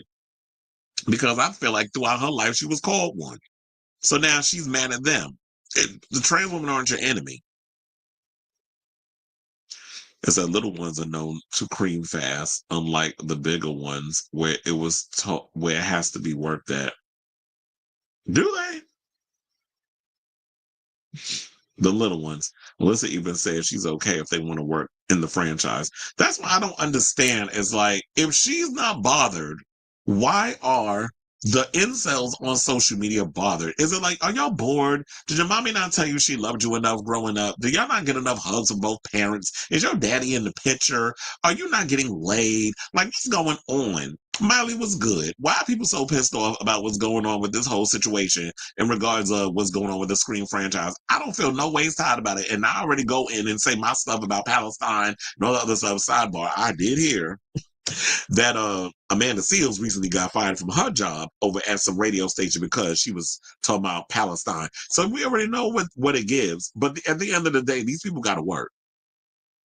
And don't get me wrong, I was like, I am pissed off about it, but what are we going to do about it? Instead of you getting mad at actors for jumping into a horror movie franchise because of what they did to Melissa Barrera, what are we as a people, or you people that are real upset about what's going on in Gaza and Palestine and Yemen and all these other places, what are y'all doing about the eradication of these Zionists and what they doing to these people over there, or the continuing of both parties funding money over there to these places? And then one of my coworkers, who was a ding was sitting there and talking about, oh, Trump is going to give them money to build some temple or whatever, or giving them the permission to build some type of temple in Israel or whatever. I'm like, he has no power over saying that. He can say all kinds of whatever. It's like, well, where the money coming from? Just like when y'all talk about these walls and things, where's that money coming from? Even somebody who lives near the border, she was saying that was a stupid idea. Like, who's going to be picking these fruits and vegetables? It damn sure ain't going to be these white people that want to loathe and keep the immigrants out and the migrants out. Well, migrant, same shit, different toilet. Y'all know what I'm saying. But anyway, so it said, this is me being honest. I don't see anyone my age talking about Scream 7. They can cast as many pretty actors as they want. If the plot doesn't interest us, we don't watch. Exactly. And I feel like, and the funny thing, how many times have I said this on the show? I feel like the way people are now, nobody cares about who you put in a movie. Actors and movie stars aren't revered like when I was growing up. When I was growing up, we had like, try to name them again, we had the Halle Berry and Tom Cruise and Nicole Kidman and Viola Davis. Well, Viola Davis was more of a TV actor. She became big over the years. Samuel L. Jackson and Denzel Washington. Like, when we looked at things, no, we were looking at movie stars because the only way we had access, we watched them on TV and stuff. 24/7 now, celebrities are all over the place. People get their information at the drop of a dime. A lot of the generations coming up, Gen Z, Gen Alpha, they don't give a good goddamn about celebrities. They look at average people as celebrities, or now they consider the celebrities people like myself, the regular pundits that are relatable in some sort of way, that get on social media and talk shit for like a couple hours and get paid doing it. So those are the new celebrities. Whereas people aren't looking at celebrity the same anymore. And now they're like, okay, so since we don't care about actors, celebrities, or all this other stuff, what we care about is a good story. Is the story interesting? Are the characters engaging? Is it they're going to take us on this journey with twists and turns? That's all they care about. They don't care about this inside bubble mess. So I don't never understand, like, who are these people that's on social media just be bitch? It's just weird to me. Gen Z is gone, but thou can protest it. Excuse me, but it'll be, of course, Scream is going to be a success. It's not going to bomb, because I guarantee you, those same people out here who are bitching and moaning about Melissa Barrera, I guarantee you they're going to be at home hate watching. Or they're going to low-key be up in the movies, hoping nobody catch them out there or remember their little picture or whatever. If they even posted one, they're probably like an egg on a damn Twitter site, trolling people. And they're going to be, I guarantee you, open the weekend, they're going to be low, with their hat down real low, watching this damn movie and hating on it. But don't put it on social media, because then they're going to catch you out there. I thought you said you wasn't going to support it. Now, why are you putting the stuff up here? So, you said there's no major A-listers, so the budget will be cheap. Scream 7 can be made for $15 million and still be a success. And the thing with Scream and a lot of slasher films, they always use, like, people who are relatively unknown or moderately successful, especially like I was saying before, when you watch the original Scream, when you watch Scream 2, a lot of the people on those in that franchise were moderately successful. When the first Scream came out, the only ones up on there that I think that we were familiar with was Neve Campbell, David Arquette, and Courtney Cox. And that was because David Arquette had did a lot of small little independent films, so I was aware of him. And he did like this gay movie. He played a gay hustler, so that's why I knew him from. I think he was in the movie with his sister, may she rest in peace, Alexis Arquette. Well, he did some type of hustler film, because I do remember that. I may be having my movies mixed up, but I do remember David Arquette because he did small independent films. Neve Campbell, I knew her because of The Craft, and I also knew her from Party of Five. And then when you knew Courtney Cox from Friends. And so, and of course, I knew her from He-Man because that was like one of my favorite movies growing up in the 80s. So, there were people in those movies that were mildly successful. Rose McGowan knew her from, the couple of things that she was doing, Jawbreaker and Charmed and all these other things. So yeah, there was familiarity with who she was. And but I don't think she was on Charmed yet when that franchise, when she was in Scream. And then Matthew Lillard, so many other people, Jamie Kennedy, like they were little to relatively unknown type of stars. When we got Scream 2, there was some moderately successful people in there. Like I was aware of Omar Epps. I knew Jada Pinkett. Like I knew, and then Drew Barrymore. She was in the first one. So there were certain people that was like, yeah, were moderately successful, or maybe their careers was kind of on the outs. And then they got that boost with Scream.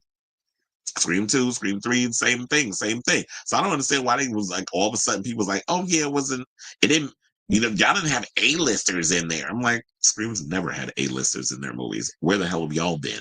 It's like y'all arguments just be so dumb. I'm not surprised if you read the Harry Potter books, the villain/antagonist female characters are described as looking mannish. Yeah, so, and when you are a writer, a lot of the characters you're creating, you're kind of describing yourself. So a lot of times, when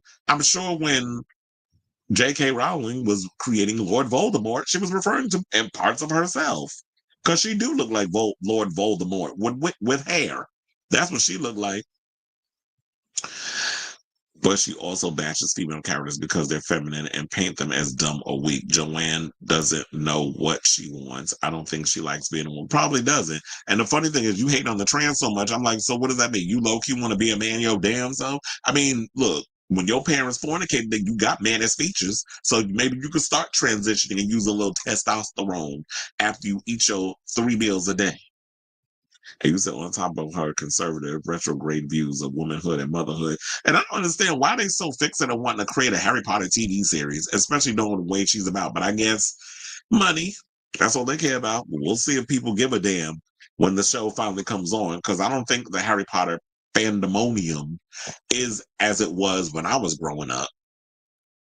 I don't know if that fandemonium is still there, but I guess, like we said, time will tell when the show airs next year. And I guess we're in this nostalgia bag, so maybe like the fans that grew up on Harry Potter will check it out, but we'll see if they stick it out. Oh, self-hatred gives me closet trans. Could be, like I said, she could be a closeted trans person. Okay, so now let's get into this Liam Payne story. And child, I guess I need to start doing trigger warnings. But yeah, it's gonna get a little graphic, which we're gonna talk about in this situation. So after Liam Payne fell from the hotel balcony in Buenos Aires, a man getting married at the hotel shared the moment he watched the One Direction alum fall. So, funnily enough, when this whole thing went down with Liam Payne, I was thinking that I was like, when he fell, did anybody witness this situation? Because when you're renting, when you're in a hotel and you're renting out a room at a hotel, there had to be people that were walking around or probably tanning or whatever the case was. That I'm wondering, like, did anybody witness this horrific incident? And then if you witness it, the amount of I guess like the trauma that you constantly have that image embedded in your brain, where you're literally seeing somebody's life slip away, or that they were DOA once they hit that concrete. So shout out to Us Weekly for this story, by the way. So they said Brett Watson, who was a guest at the Casa Sur Palermo Hotel in Buenos Aires, recalled seeing Payne fall from a balcony in a clip from the Monday, December 16 documentary TMZ Investigates Liam Payne, Who's to Blame? And it's funny because as I was coming up with this story, writing about it, and putting it together, I should say, Felix, friend to the show, jumped up and messaged me. When I don't know if he jumped up or not, but he messaged me and was like, "Oh, they got this Liam Payne thing on." I think he said on like Hulu or whatever the case it was, and they have a lot of those type of shows and stuff that be on there. So, I know that I think they're dealing with Diddy. They've done with a lot of people.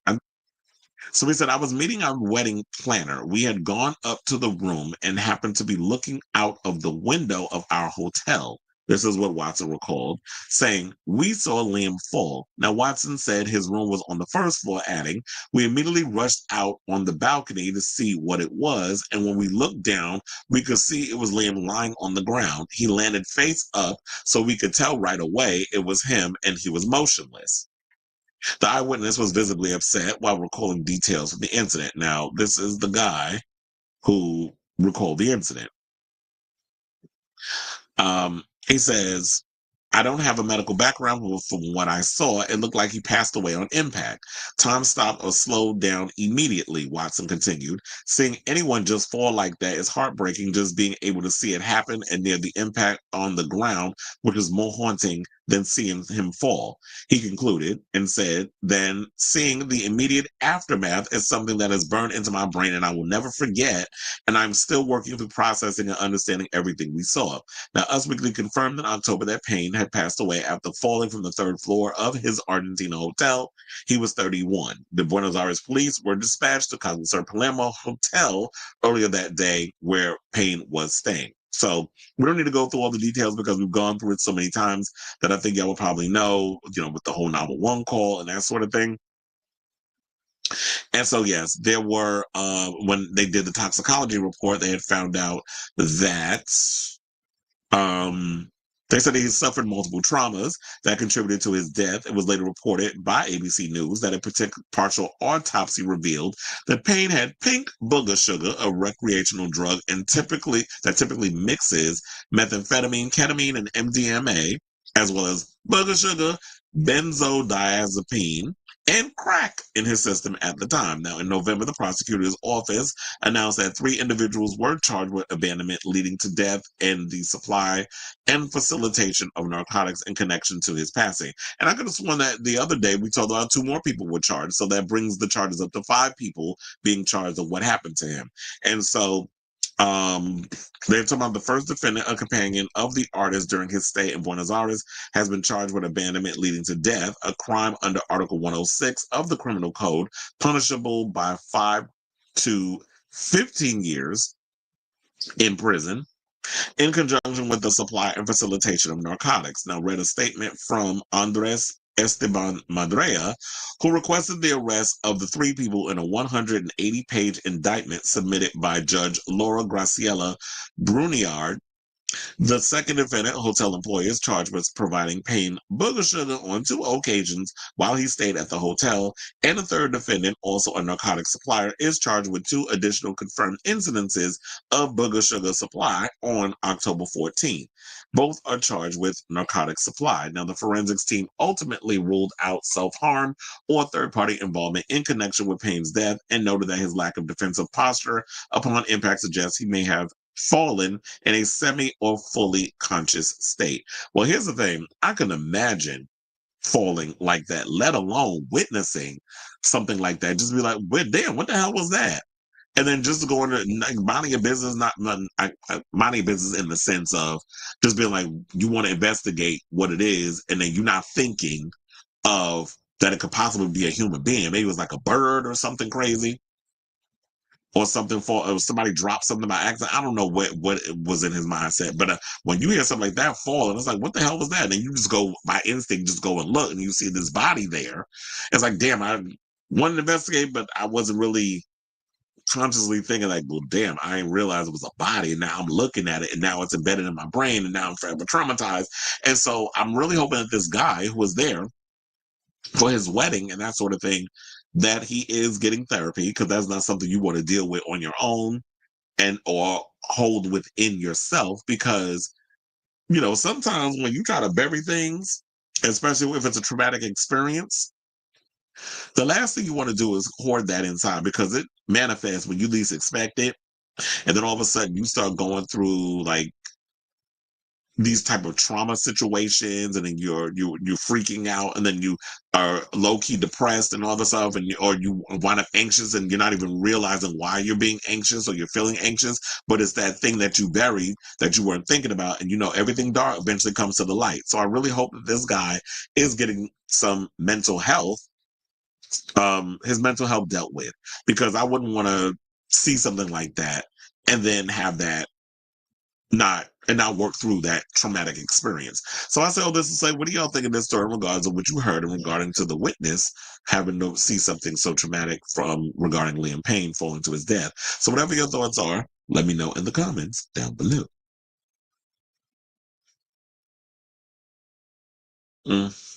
You said because David Zaslav as the current CEO is backing her. Well, yeah, I had heard about how HBO had basically said, "Oh well, her political beliefs or whatever has nothing to do with what we got going on over here, or is not going to have any kind of implication of us developing this Harry Potter thing." Because at the end of the day, all they care about is money.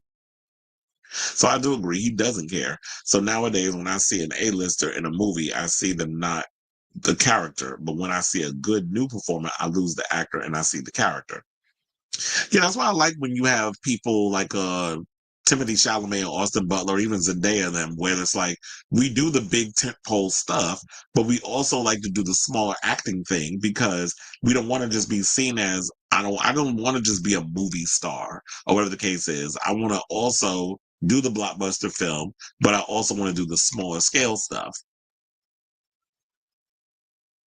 He said, Lord have mercy, Liam was on that two seat. Yes, he was. Because I know that's another word they calling it, that pink booger sugar. But you know, I don't be saying the C word over here. But yeah, that two C cat. Okay, so let's get into this broad. Let's talk about Kim Zolciak, who apparently is out here trying to play the damn victim now that she been kicked out her damn mansion. And I don't know if Kroy done moved out. And I don't know where she got the coin, where she figuring out where she got to live. Maybe she found a new man to latch her coochie, wrap her coochie around. But apparently she was out here at LAX, the favorite spot that TMZ likes to go to whenever they want to talk to somebody. And a photographer asked her, which means that she probably called them and then they went over there and tried to act like they just ran into her, which they always do over there at TMZ. He asked her, or the photographer asked her about the latest police incident with her ex because, every time I turn around, the police are being called to their mansion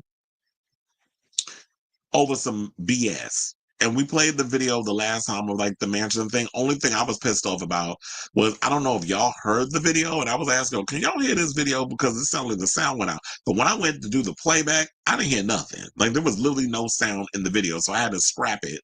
I had to scrap it because I was going to edit the whole thing and put it up for people to see it as like a separate clip. But then for some reason the audio didn't play. But I was just like, whatever. It is what it is. It's in the regular live situation. It just won't be up as a clip. So it seems like every time I turn around, them two will always at it.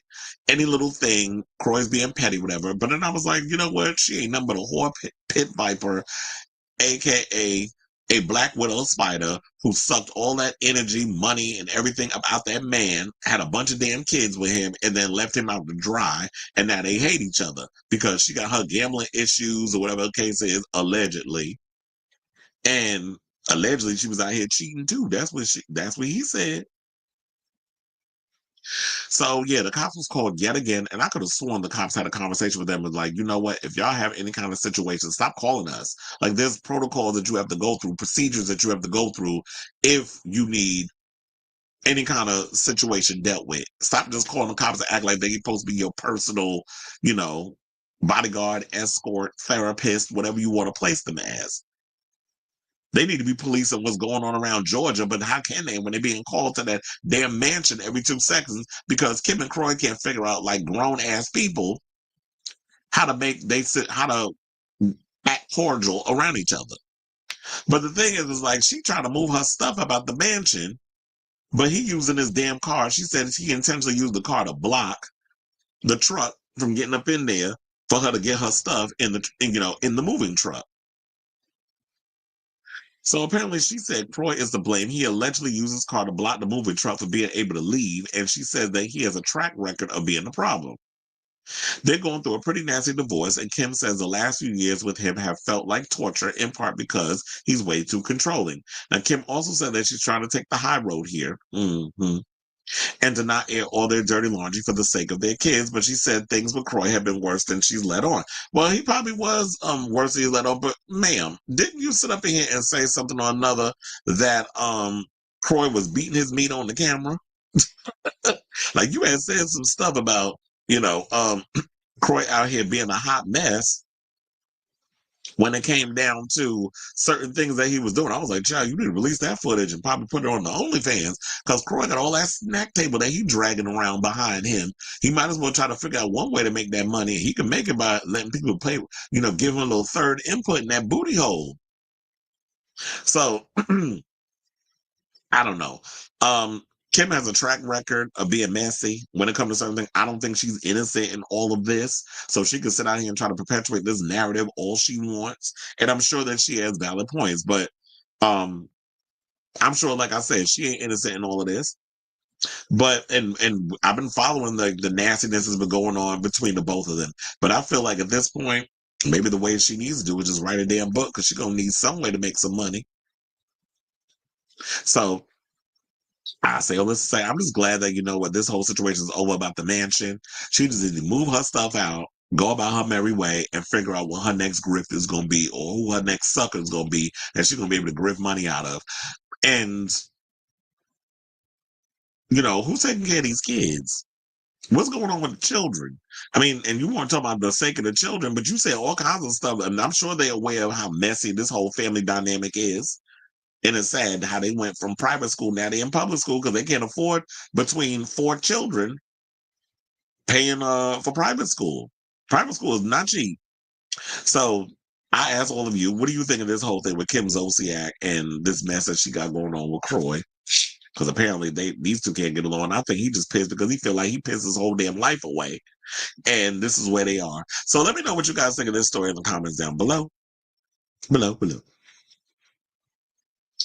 Child, let's get into some gay news. And let's talk about Luigi Mangione, who apparently has allegedly a secret gay life. Now, I did talk about on the show before that there was a story that I did, and I can't remember exactly who posted it. But yeah, one of my friends sent me a thing regarding Luigi. I think it was called... Oh, damn, the page is gone. So, child, somebody must have told them take that ish down. But, yeah, so according to Terror.twunk, they posted a story about backshots, everything we know about the heartthrob shooter in bed. Where they said, hot off the presses and barely even spell checked, I got the steamy inside scoop on our biggest crush and newest revolutionary hero, Luigi Mangione, from bi-coastal demon twink, Con.Castile. They said, spoiler alert, he's a shooter in the streets and the sheets. Okay, that was funny though. But and then I read the clip and stuff on here. I really wish I would have brought that up if I would have thought about it. Sadly, I could have played it as a class for y'all to hear.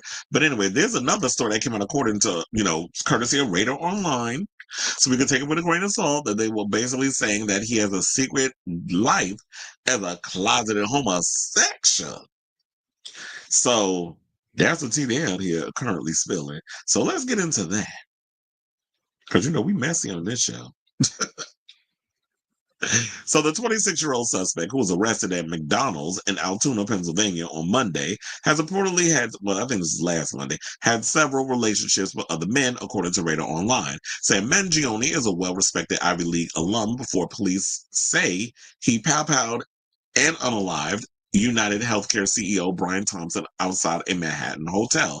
He is currently in the Altoona jail on a murder charge. Now, as more details are emerging about Mangione and his private life, at least 2 homosexual men have come forward to claim to have had relations with him.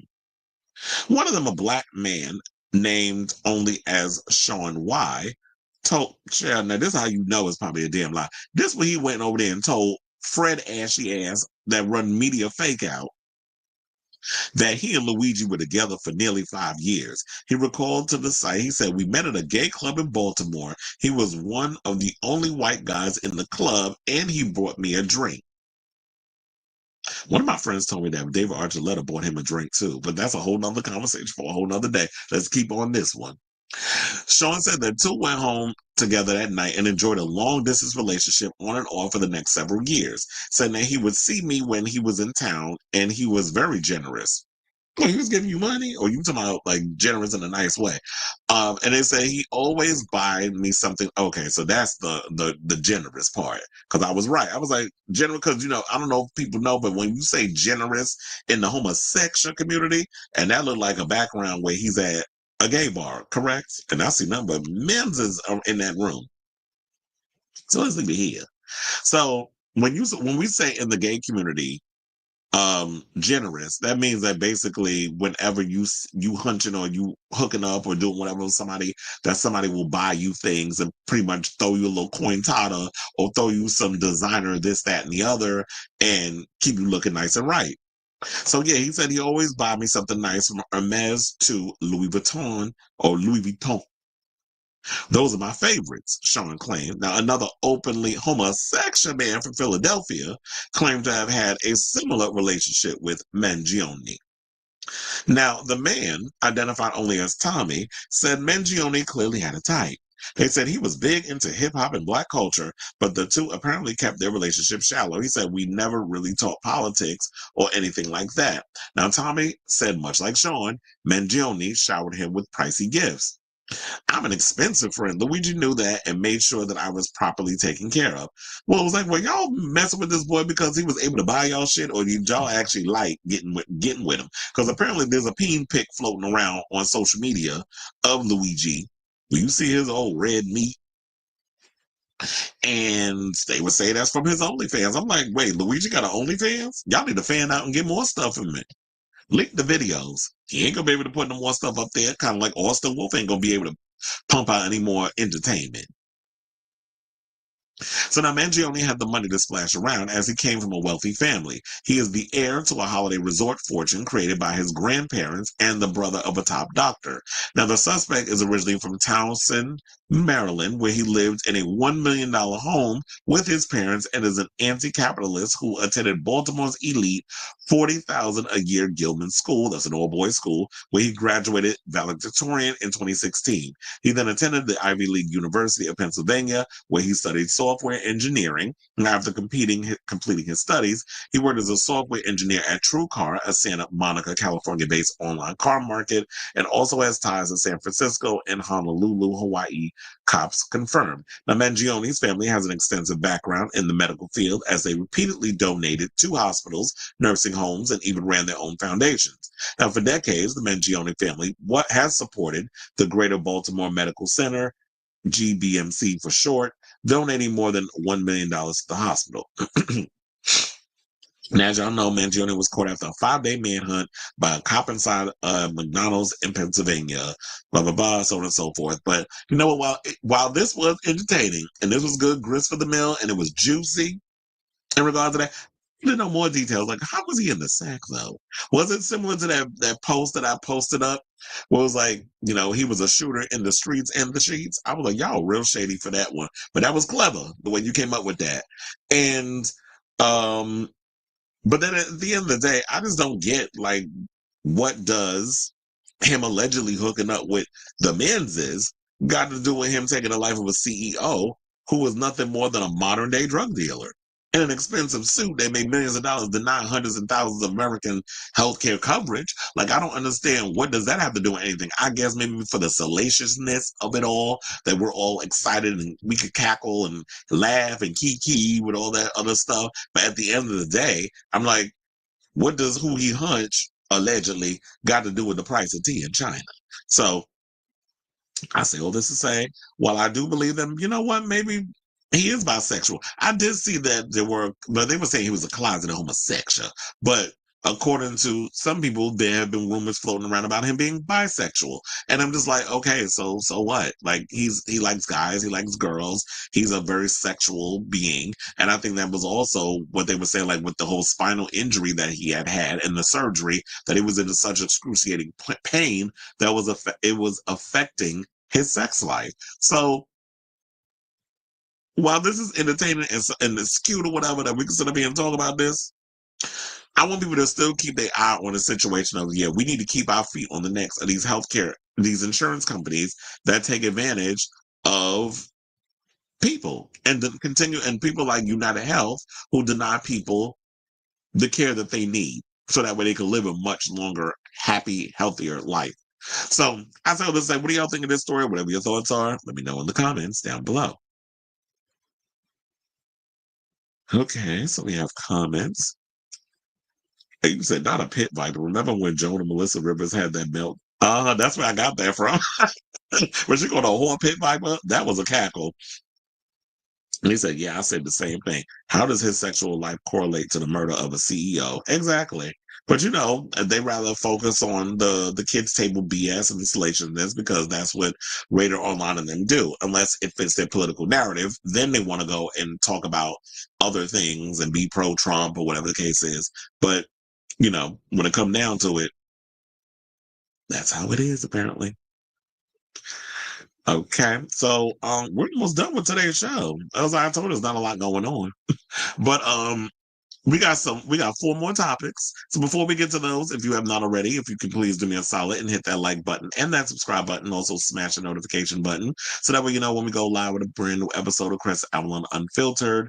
I will also be putting timestamps in the show once the live chat is over. So that way, if you don't want to sit through the banter that I have with people in the live chat, you can just speed on through to the topic that is at hand that you want to see. It'll all be in the description after the live chat is over. So without further ado, let's get into some actual shady homosexuals and let's talk about these damn queer eye heifers over there at what channel are they on? Netflix. I told you I saw them basic queens at the iHeart. Well, it is iHeart Radio. It was Z100 Jingle Ball. They were there. They introduced that other basic pop star, Katy Perry, when she closed out the show. So they was all there, even Jeremiah Brent. But Bobby Berk is throwing shade because he feels like Netflix is being petty over the way they treating him by removing his icon from the website. First of all, I totally forgot that you could post up icons on other stuff like when you go, because my icon from my Netflix is Henry Cavill from The Witcher. That's the icon I use. But it's like, so let's get into the story. So former queer eye design guru Bobby Berk slammed the Netflix series for erasing him from the options of profile icons after being replaced by Jeremiah Brent for the show's 9th season. Now, despite Bobby Berk no longer being involved in the new season of Queer Eye after quitting the show, it seems he's still got a bone to pick with Netflix. Now, Netflix announced that the new Queer Eye icons you can pick for your profile to celebrate the new season of the show, which now includes an icon of newcomer Jeremiah Brent. However, Bobby didn't like that, didn't make the cut, and has now been erased from the lineup of Queer Eye cast members who have icons, despite him being in previous seasons on the show. Now, before y'all start coming out here with your stuff, I'll get to that in a second. So it's like, now former Queer Eye cast member Bobby Berk slammed the decision, telling Netflix in a defiant comment, wow, y'all really went and erased my icon instead of just adding Jeremiah? Damn, I'm done. It appears that the comment has since been deleted. However, I can confirm his icon is no longer available to choose from the Netflix UK and appears to have been deleted. Now, for those of you who haven't seen that, let's go over and take a gander to the website. And there it is. You have the Fab Five. I don't see nothing fabulous about either of these five, quiet as it's kept. And you see the people up in here. You got everybody. Child, what the hell is Karama wearing? First of all, you wearing too many damn colors. Why you got them red glasses on, that blue tight ass cap, and the pink ass jacket? You look a fool. And then the other day when I saw all of them up on that stage, I'm like, what the hell is the gay Jesus wearing Jonathan Van Ness? You looked a mess too. But anyway, let me just keep on with with this situation. So yeah, then they said this isn't the first time. Well, they said, well, look. So before y'all go in and say, like, well, look, they brought somebody new on. He's not on the show anymore and all this other stuff. So why is he upset? Netflix, often I would understand that argument. I'll be with you with that argument. However, Netflix does keep icons of their characters even when they've left the show.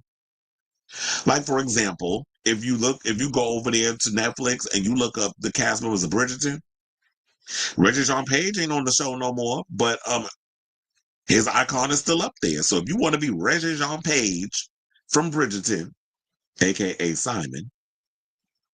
If you want to be Simon from Bridgerton, you still can pick that icon and you can be up there. So why is it that Bobby Berk is the problem? What is Netflix's issue with him? Or what happened behind the scenes of that show that y'all are literally trying to erase him from the existence of Queer Eye? Sidebar, I can't name not one person, hetero or homosexual, that watches Queer Eye.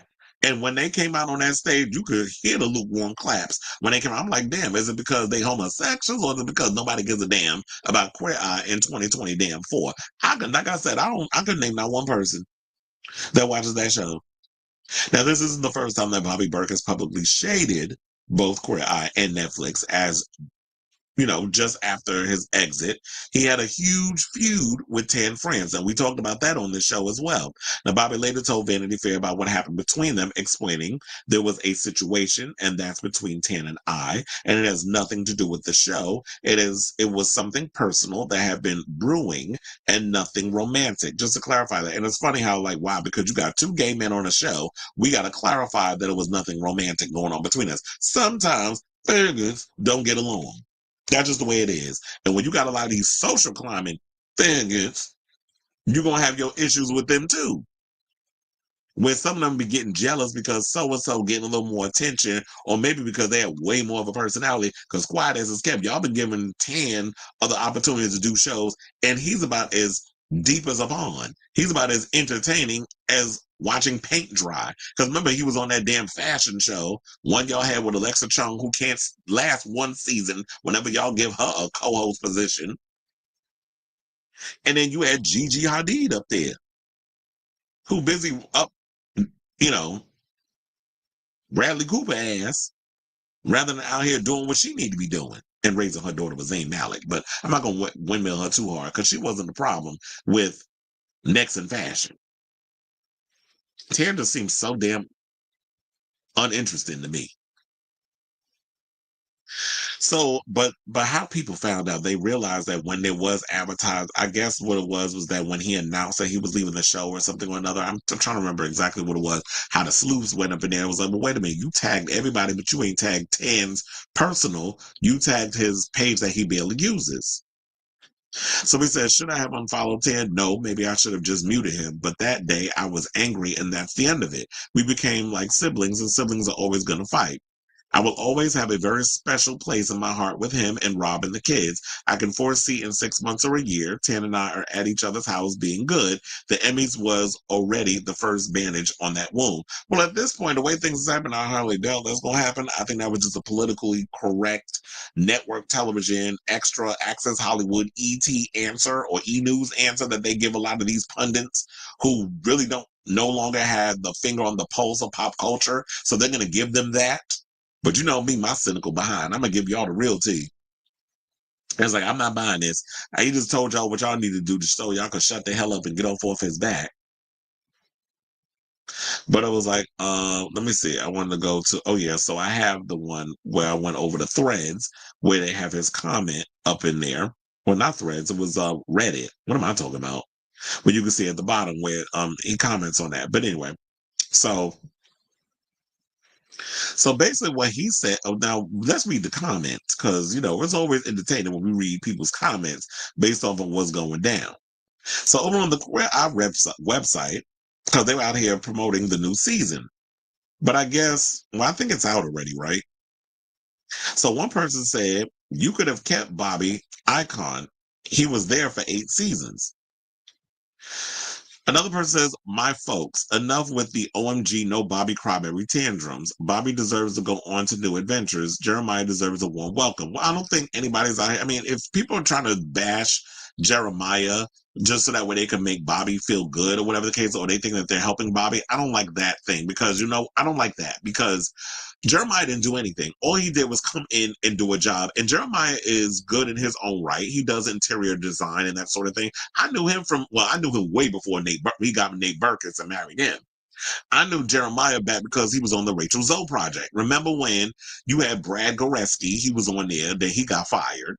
And then she brought in Jeremiah Brent. He was the new assistant or whatever. I don't understand who she referred to him as, but I think he was the new assistant over at the Rachel Zoe project. And then since then, he's been doing his interior decorator thing. And then he went and married Nate Berkus to find, his fine behind. I used to love me some Nate Berkus back when he was on Oprah.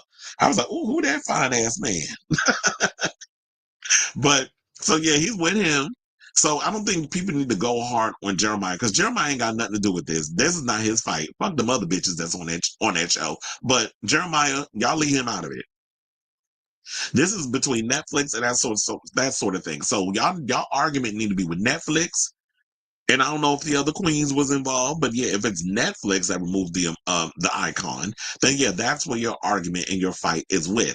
Don't sit and throw shade at Jeremiah just so that way you want to uplift Bobby, I guess is the word I'm trying to use. So some people said Jeremiah is such a great add to the group. Miss Bobby, but not Miss Bobby, but Miss Bobby. But Jeremiah did such a wonderful job. Another person, and he knows he got big shoes to fill with this show. So he already knows it's going to be preconceived notions. Child, I better probably watch what I'm saying because what if the cast of Queer Eye end up on that red carpet tomorrow for Drag Race season 17, and I got to look them the way I did when I was talking hard, when I went in hard on Todrick and he and I locked eyes. But look, I got to stand on business. If I'm going to be out here saying something, I ain't scared of nan one of you hoes. Okay, so let's almost finish up. Then it said Jeremiah in the first episode crying, "I'm never gonna survive this show, baby, LOL." So a lot of people out here saying that, you know what, they like Jeremiah, but that's a good thing. Look. But then they also said that somebody said you erased Bobby's comment. You suck. So Bobby posted something, Bobby Berk came up there and posted something. So maybe people need to not think that, you know what, maybe it was that he put the comment in there because Bobby ain't got nothing to lose at this point. Why would he delete his own comment? They probably took it upon themselves to delete it. So they out here being messy. But it's sad they like that. First of all, I don't give a good goddamn. I ain't watching Crowd, but I am liking the mess because it's good grist for our mill and we could just break it down and talk about it. So I say all this to say, what do y'all think of this story? Do you think it's shady? But we all know Netflix is notorious for being shady when it comes to a lot of things. Do you think it was shady on their part for what they did to Bobby Berk? Like, I can understand, like, you get fired. People get fired from jobs all the time, whether you're in a regular job or you got a career in the entertainment industry. It happens. However, for y'all to erase him and remove his thing, because what if people still like Bobby Berk and want to have his icon? I want to call him emoji so damn bad. But I do think it was like, that was just messy and dirty on y'all part. So whatever your thoughts are, let me know in the comments down below.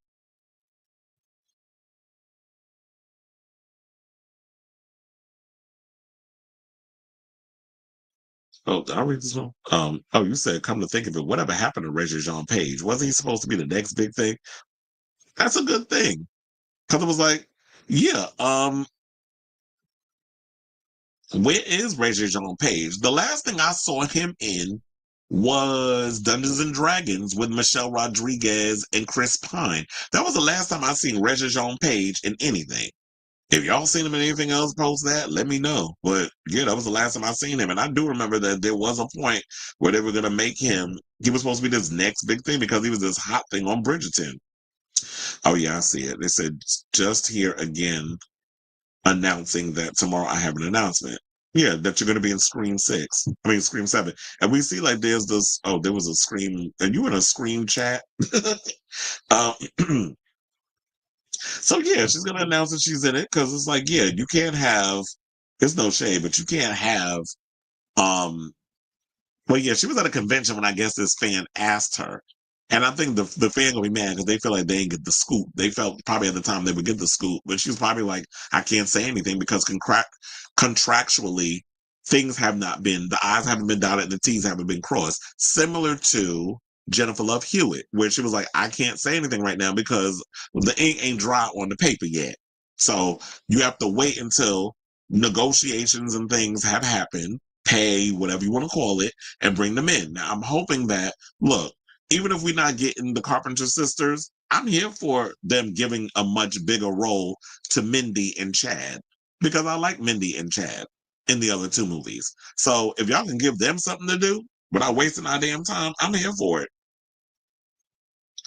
So I'm looking forward to Scream. So far, it is shaping up to be interesting. I just hope that it's not going to be a retread of what we've already seen. I just really hope that this is the way for them to zhuzh up this franchise. But yeah, it's like, it's a lot of Scream talk that's been happening in the past couple of days already. So yeah, I just feel like you can't have Mason Gooding come back and not bring Jasmine Brown. Speaking of which, isn't Yellow Jackets about to come back? Check your personal inbox, Jasmine. Yeah, I said, and it's funny, we were just talking about that and I just posted it up. Yeah, that she's gonna get attacked, but I'm like, but people have to understand that's why I just explained it. No, I'm not yelling at you. I'm just saying that Joe was like, yeah, I just had because I had to explain it. It's like, but I guess people don't think like us. We're just sort of like, yeah, they're gonna be, oh, you lied and you said you were gonna be in the movie. And it's like, well, why don't y'all think back to a couple of days ago when Jennifer Love Hewitt was pretty much implying she was gonna be in it, but she couldn't say anything because the ink had to dry first on the paperwork. And they had to work around her schedule. She is doing a show called 911. She's also doing Hallmark Christmas movies or Hallmark movies or Lifetime movies. You know, she plays in that wheelhouse too. Now he was in a movie that flopped, Dungeons and Dragons. Funnily enough, yeah, the movie didn't really do that well, but I liked it. I actually thought Dungeons and Dragons was good. I just thought maybe that the way they marketed it didn't help, but I relatively enjoyed Dungeons and Dragons. I think Bobby Berk, in my opinion, doesn't like femme gays and queens. Well, I did have a picture of his man though. He got an Asian husband. His man looked feminine to me. And it said David LaChapelle just posted his 1999 Rolling Stone photo shoot on Instagram 16 minutes ago with the caption, one of the most interesting. I should have known it'd be damn Britney Spears because I have to tell you that picture is iconic. Hold on. Now I got to go to Instagram. Donald Trump says he will sue content creators and influencers. Sue your mama. How about that? That's what you need to start suing, bitch. But anyway, it's about defamation. Okay, well, and that's what he wants us to do is basically have everybody tied up in court over this foolishness. You're wasting our taxpaying dollars on this foolishness. Now let me go look for David LaChapelle. Look, I just hope that we get to a place where we don't never have to talk about his monkey ass. Because that Tana. Wait, why is it not? Why is David LaChapelle's name not? I mean, it is coming up, but I don't know which one is his page. Or maybe I need to go to Google and look up David LaChapelle.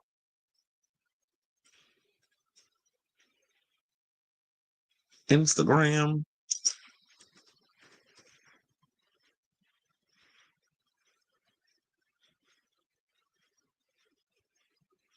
Okay, so I found it.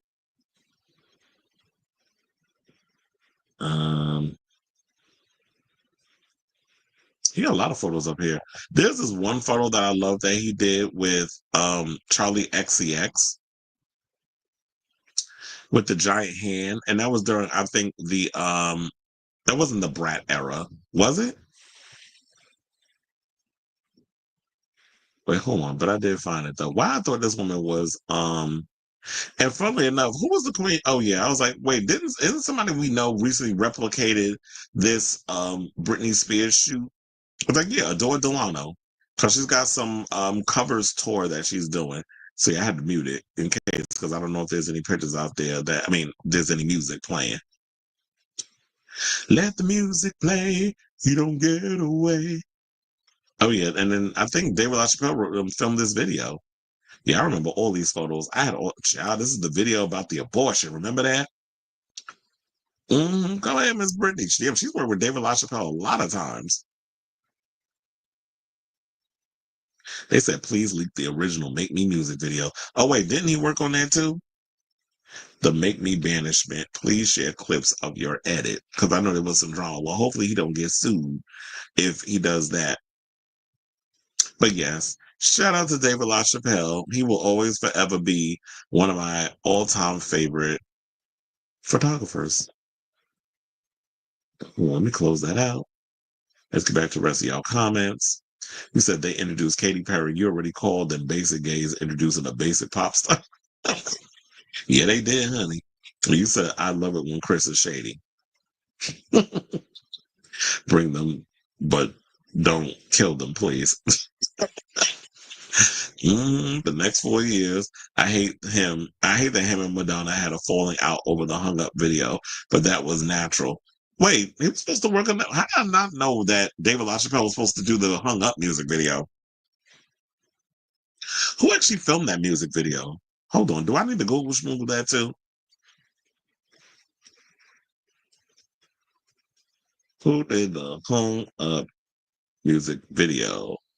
Not music. I already know who produced them hung up. It was freaking the person she working with, Jacques Lucon. I can't remember his damn name. Stuart Price. That's his other name.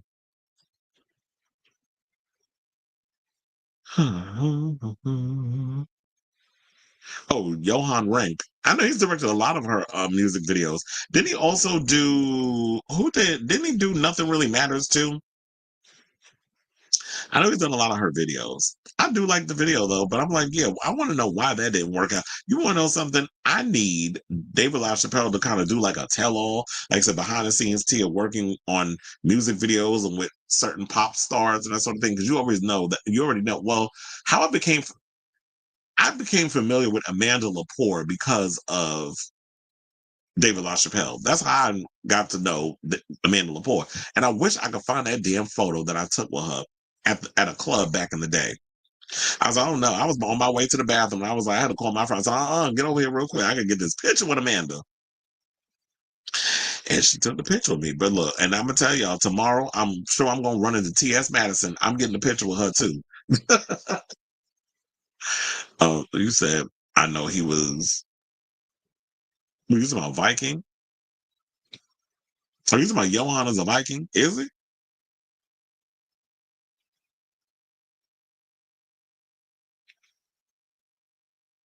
Britney will always have the best debut song ever. Oh, baby, baby.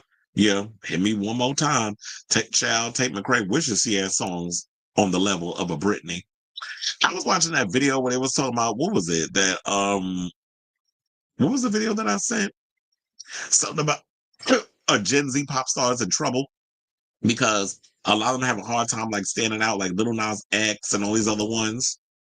And they were talking about, well, how come Little Nas X didn't stick to the, doing country and stuff? Because that's what literally put him on the map. It was making him his money. Then he started getting into all of these gimmicks and all this other stuff.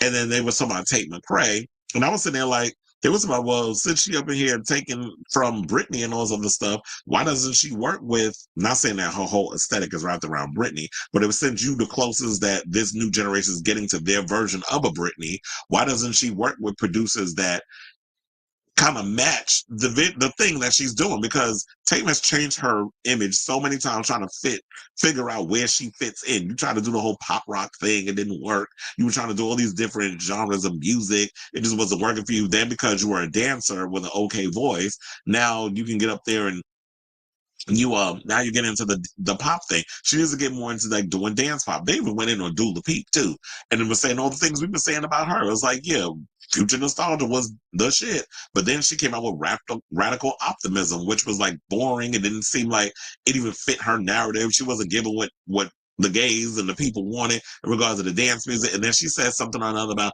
well, I don't want people, I don't want to have to write songs about people that's going to hurt their feelings or drag them. I was like, so trying to throw shade at Taylor Swift?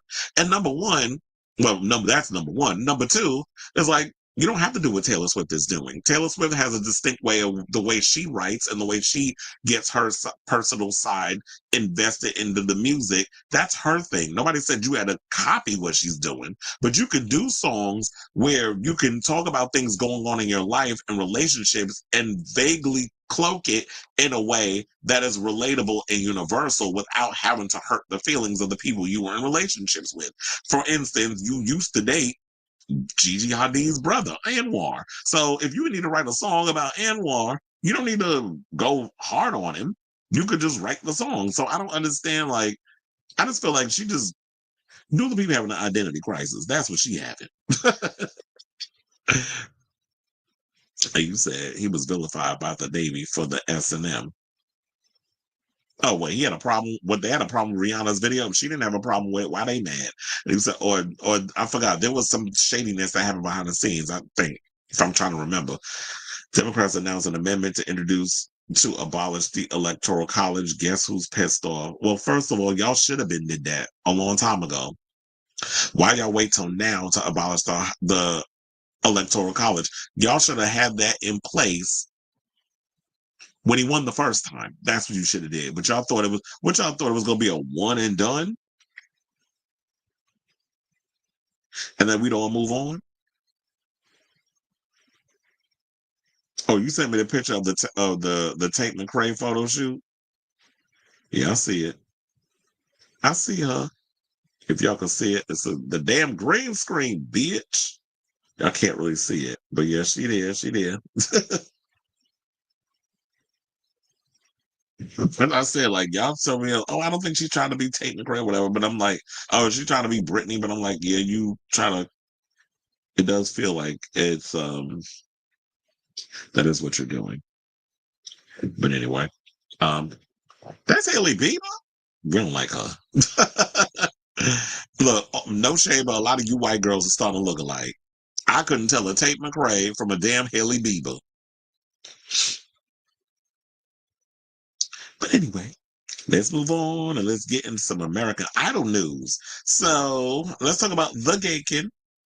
Now, on the heels of Lance Bass disclosing that he lost a TV show after publicly announcing that he was a homosexual 18 years ago, Clay Aiken, aka The Aiken, revealed that after coming out in 2008, he lost 50% of his fans and saw ticket sales to his starring role in Broadway's Spam-A-Lot plummet. I didn't know he had fans like that. I mean, when I was growing up watching American Idol, I really was not into Clay Aiken like that. I know he came on during season 2 when Ruben Studdard ended up winning and he was the runner-up. But I was never really into Clay Aiken's music and stuff like that. And yeah, I watched the early seasons of American Idol, and then I saw this recent video, which I'm gonna get into regarding Zach saying, I would like to play it for y'all, but A, it's like 8 minutes, and B, I don't know if I'll get demonetized by playing someone else's stuff, but I'll just give y'all the overall assessment. But first, let's get through this. And I do, in case y'all also wondering about the whole thing with Lance Bass and he lost a TV show, apparently when I'm trying to remember, did he come out willingly or was he out about that troll over there? That's another gossip blogger that calls themselves the queen of media and likes to go in on the they, thems and the trans. I think he was outed because nobody likes that queen because he spent his entire career drawing stuff on people's face and calling them names and being disrespectful and trying to damn near wishing Britney had died because he said that out of his own damn mouth instead of another celebrity. Then called another broad firecrotch and all kinds of other stuff. But now they're talking about that they've rehabilitated, they're redeemed, and reformed. More like, well, I was going to say the denied, I don't want to say that because then I probably will get kicked off of YouTube. They're arresting people for saying that now. So, but I think Lance was outed. And then he had to do the whole People magazine cover thing, which is where all the gays go, because Ellen went did the cover. I think also Chad Allen did People and came out as a homosexual after he was outed. I believe by that wannabe by Mario, because the other name ain't your real name. Yes, I'm being shady on purpose. So, but Lance Bass, when he was outed, and it all came out or whatever, he was supposed to get a sitcom over on the CW.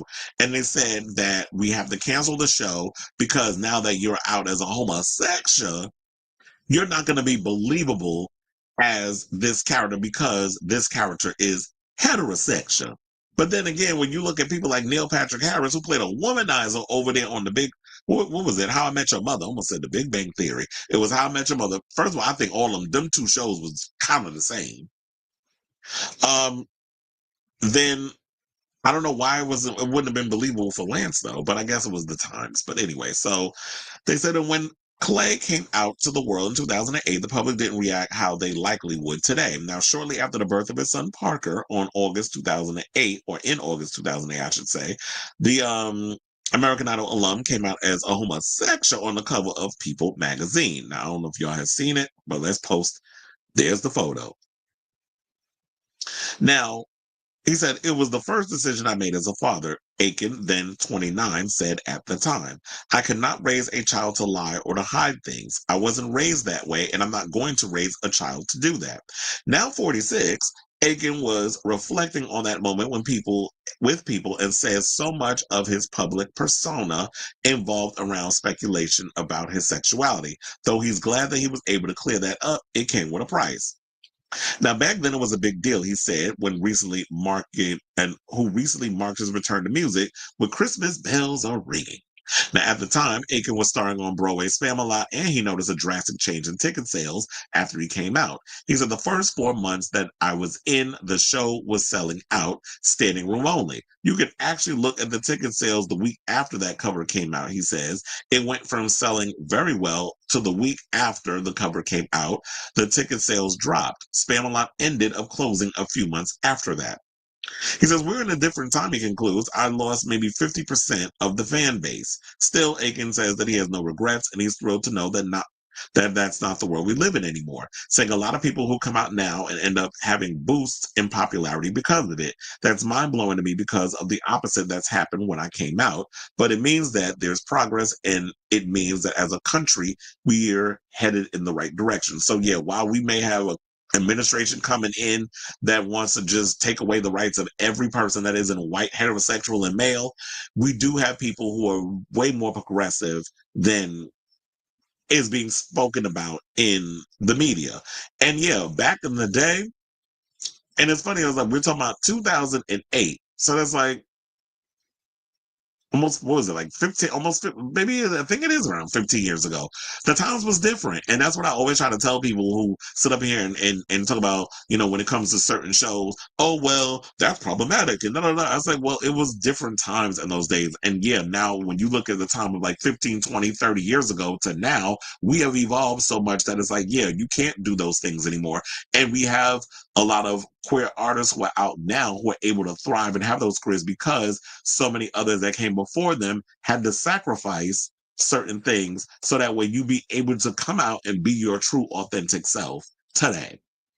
Which is when we had the conversation about Troye Sivan saying that he feels guilt because so many of the queer artists that he looked up to that came before him, and he just can sit out here luxuriate and don't have to worry about the pressures and the homophobia and certain things. And I'm sure that we're not talking about the trolls that get up on social media and just be up in there saying all a little BS. We're talking about the people that is like, yeah, because I can move in certain spaces now, I don't have to worry as much as we had to back in the day. So good on Clay for saying what he said. But then also I wanted to bring this thing up because he was on Zach Sang's show. I guess this was recent because it said like it came out 4 days ago. He explained why singing competition shows don't create stars anymore. And he was talking about that, back then when he was doing American Idol and he came on season 2, excuse me, that when he came on the second season, it was like nobody really knew who the judges and stuff were. So Simon Cowell was like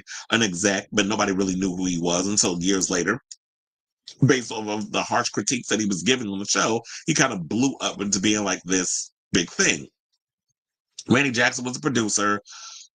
Paula Abdul was a pop star whose career was kind of like on her music career was kind of like on a downhill. Like she wasn't as popular anymore, but she had the music industry background experience, that sort of thing. When you look at American Idol now, it's sort of like, what is the point of these artists being up on there? Why does a Katy Perry need to be up there? What does she have to lose or gain being a part of an American Idol, situation? Because she's already had the established career. So, and then you have judges now who aren't really going to give critiques. And with some of the newer generation, how a lot of them don't really want to take constructive criticism. It's like you give any kind of constructive criticism, people are pissed. You're a bully, or you're this, that, and the other. And it's like, no, you can give constructive criticism. Nobody says that you got to act like full on Simon Cowell with the rudeness and calling names and being real just nasty and disrespectful to the point where the child is leaving their room in tears and wanting to go hang themselves somewhere. Nobody's saying you got to take it there. But if you on that stage and you singing a rendition of Aretha Franklin's Respect and them vocals are sharp, pitchy, and a hot ass mess, I'm going to critique you on it and be like, well, this is what you need to do to advance on that. Why is that considered a bad thing? So you have judges on these shows now that are scared to give critiques, that don't want to really give a real constructive criticism or an opinion on things because they're worried about the online backlash. They're worried about how they're going to come across. Me, I don't give a good goddamn. Like if I'm doing it, I'm being here. I'm doing this because I want to help you. It's not only about the money, although I'm sure that the money is lovely doing competition TV shows because that and an artist they learn all this. And then he brought up The Voice, which is sort of like when you look at it, and you know what? He also mentioned this before we get into The Voice. Back then, when I think it was 19 Entertainment, that was the label that was attached to American Idol. And there was an investment that went into a lot of the talent. So when you sign someone like a Kelly Clarkson or Ruben Studdard or Fantasia or, a Screaming for Hudson or a Dave Cook and all these other people, when you sign those people, they were developed by the label. So they were pushed, they were developed, they were able to get out there and do the thing because they had the backing of a label. These days, it doesn't happen like that anymore. So what is the point of A Voice? What is the point of an American Idol? And they said that once they sold 19 Entertainment, sold their share back to television, they didn't really feel like they needed the middleman, which is the labels anymore. So they don't really take the time to develop artists. Now it's all about a TV show. And then he said that one of the people that's an EP on American Idol started out as an AD, which would be or I think it was like an associate, not an AD, AP, associate producer. So it's like somebody who started out at the bottom and now they're up there as an executive producer. So they have a lot more to say when they do the show. There be people that just be like carrying the coffee and being the assistant or whatever the case is. And then they end up years later or a decade later as an executive at a firm or the corporation or even the network where they have a lot more pull and they're more interested in how we're going to tell the story of a TV show. I even heard they don't even do bad auditions anymore. Because remember back in the day, we had like, was it Richard Hung or my friend Ian Bernardo who went out on the show back in the day. They brought him back in the finale when the original judges left and was no more part of it. So, they've always had people on there who were iconic in their own way that came on, and then we had those moments of people who just gave the worst voice, the worst singing, or there was people that just didn't give a damn, knew they was a mess, and he was famous for going back and forth with Simon. So, I totally understand what he was saying with that. But then so they don't really have to invest in talent anymore over there on American Idol. So yeah, it's like, what is the point of Luke Bryant being here? Luke Bryant has a lucrative career. What is the point of a Katy Perry? Now Katy Perry's gone, trying to salvage what's left of her pop music career. And now you have Carrie Underwood coming in. I can understand why they got Carrie Underwood. She was a girl who auditioned for the show, competed on the show, and won during her season. So having her there, give that mentorship, I understand why they have her there. But and so and also I'm sure she needs the help and the promotion and the little push because I don't know if people are checking for her music like they used to. So that reminds people, hey, I'm over here. Remember me, Carrie Underwood? I used to be on American Idol. I don't understand the point of Lionel Richie. I guess because maybe Lionel Richie is not that. I mean, he's a legend. He's an icon in the music business, but nobody's checking for Lionel Richie like that no more because he's not putting out music. So maybe it's just giving him something to do and he could throw a little coin totters in his pocket, even though I'm sure he owns, he from all the songs he wrote and everything, he still probably gets a percentage of that. But then to wrap this up, he also mentioned over here with The Voice, what is like you can't name not one person that has ever won The Voice. It's not even about the talent; it's about the celebrities that come on it. It's because when you get an Ariana Grande or a Christina Aguilera or a Reba McEntire or a Blake Shelton or a Michael Bublé or an Usher or a Alicia Keys, when you get those, or a John Legend, when you get all those people up there, or even a Snoop Dogg don't even damn sing, and they got him on there judging vocals. Where they do that at? Oh wait, American Idol, when they had Nicki Minaj up there. She wasn't no singer. Then y'all had who else? Ellen DeGeneres. She don't sing either. She tell jokes and tries to dance. So y'all had non-singers on the show. So I guess if it worked for them, It works for the other networks. So I said, let's say, what do y'all think of this story? I know this one went on a little longer than usual, but it was just like to tie up all the things of like what he was going through with the times of him being a homosexual and being his authentic self. And then you had, I wanted to bring up the American Idol stuff. So whatever your thoughts are, let me know in the comments down below. Okay, so Robert says, I remember Tate got dragged for using Pickstart to design her album cover. Wait, what is Pickstart? I don't think I've ever used that. Or Pixart. I've never used that, but I guess they use all kinds of stuff to create things, and I guess if you could use it to not have to pay no money or whatever the case is, then that's what you do. One of the things I was having a conversation with a photographer friend of mine. I was like, we need the artists to get back to creating really cool photo shoots for album covers because he showed me this picture. And I think I wish I could just like show y'all it. There was somebody that posted a fake Lady Gaga LG7 cover. And I was looking at it and I was like, okay, I actually like how it looks. Maybe I'll share it in the on my social media in the group chat or whatever. Or yeah, I'll probably share it on Facebook or whatever. I was like, do you think this would be a cool photo or whatever that she should use for like the album cover?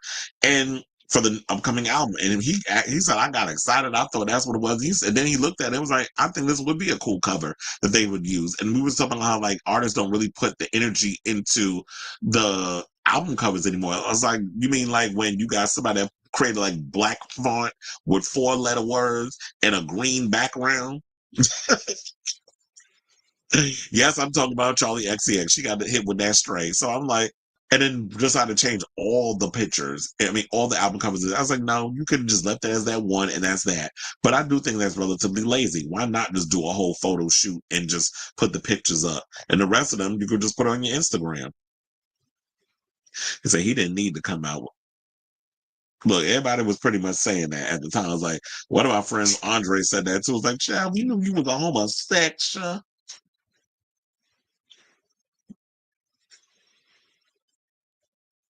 You ain't had to tell us something we didn't know. We didn't already know.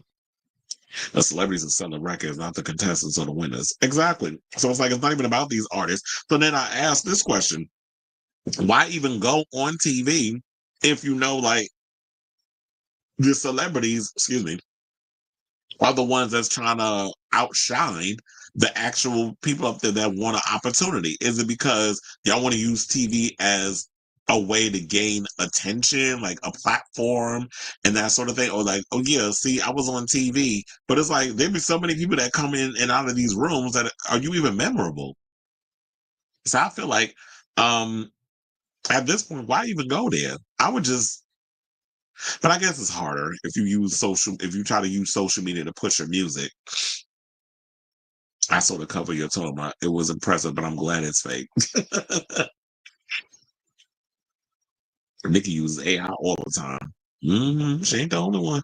It's because of streaming services. The art is basic. Yeah, I miss the days where I used to buy CDs and you could just like look through the booklet and look at all the pictures and you smell the paper. And I always used to love the smell of the CD paper. And then it was like I was always reading the lyrics. I was always reading the liner notes, who produced it, who's the production behind it, as in like who's the label name, all of that stuff.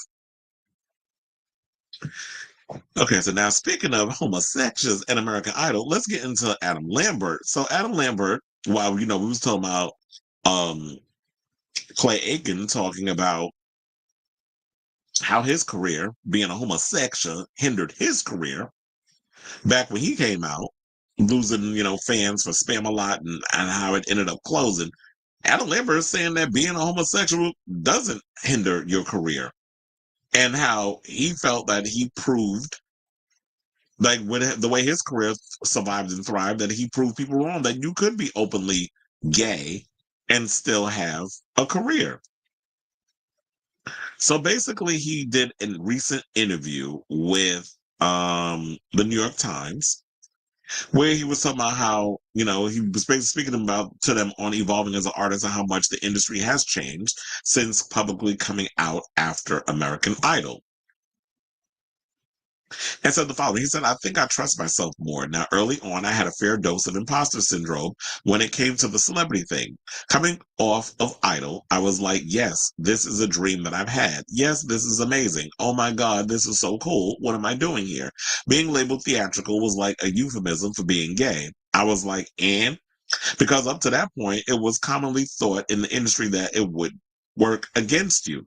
I was part of a wave of people that were proving that wrong. But respect is a funny thing, especially in the music space, because I've always gotten respect for my talent. But talent isn't really all it's about. To be respected in that space, it's about numbers. You can work really hard and make a whole album, and it's only valued at the rate of how many people have heard it.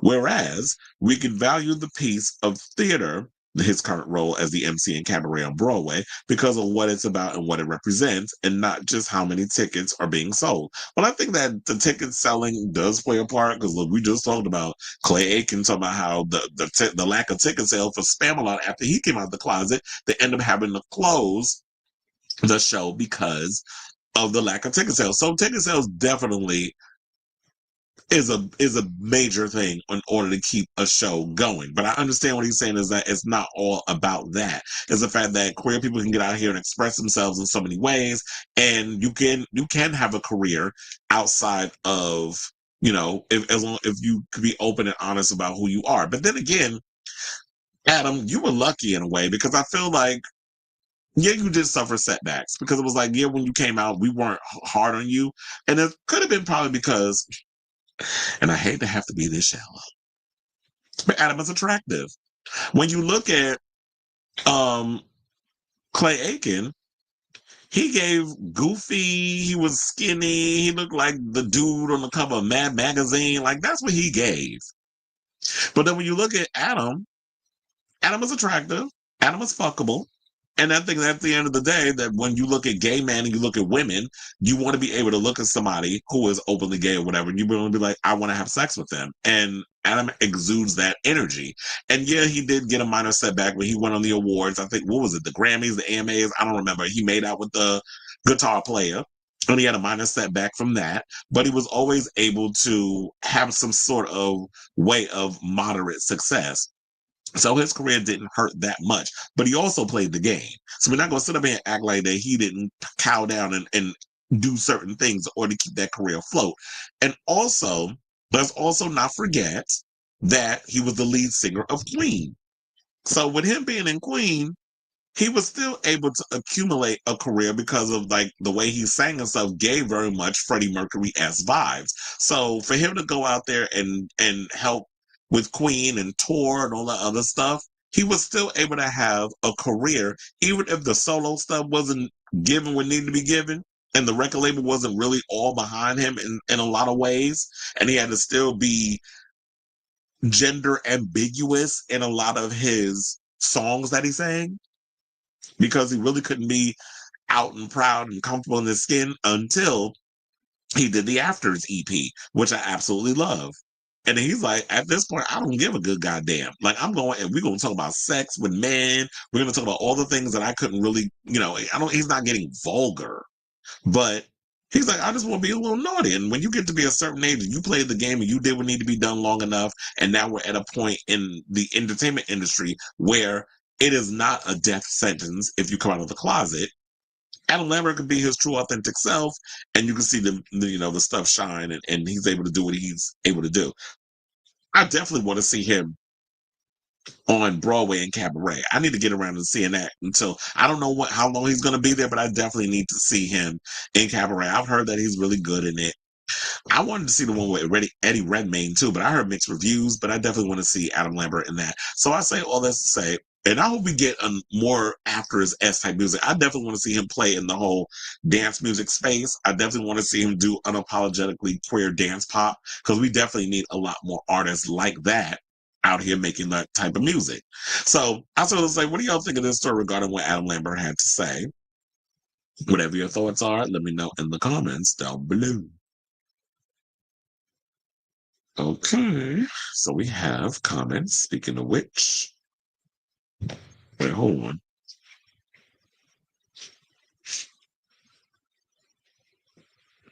I'm like, damn, I must have tied my sneaker real tight because my freaking foot was killing me. So, you said, our Madonna friend Michael woke up. He's pissed that Beyonce is the top certified female artist in the U.S. What the fuck is What the fuck is what he said? Wait, why is he mad? I saw his post about Madonna too, but I was like, why is he upset over her being a top certified female artist? I mean, she did put out music, right? Is that for Cowboy Carter? Are they only talking about one album? They talking about?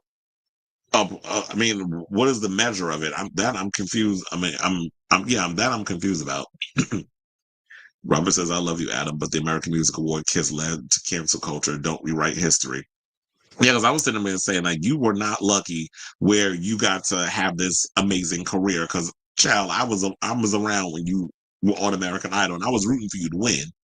You and David Archuleta. See, I know my homosexuals, even though when they not necessarily being 110% themselves out in public. So I was rooting for him. I watched this season, but I told you I stopped watching after David Archuleta lost to the other David. So, yeah, you literally out here rewriting history because remember from the American Music Awards Kiss, which is funny because Lil Nas X ended up doing something similar at the BET Awards. And when I watched Sip and Spill, Sean Bankhead said he didn't even know he was going to do that. So, and he said he heard the producers in the background just like mortified when it happened. And Lil Nas X didn't care. He was like, this may be a once in a lifetime opportunity. I'm going to appear upon this stage and do it. So I'm gonna take advantage. And so it was, and then at the time, one of the backup dancers he kissed was his boyfriend. So we said, yeah, he pulled him to the side and they had a little discussion. So Sean didn't even know. On topic, but I saw something about how people with prominent Libra, Virgo, Leo, Taurus, and Sag placements energy tend to make popular music, while Gemini, Aquarius, and Scorpions tend to be alternative.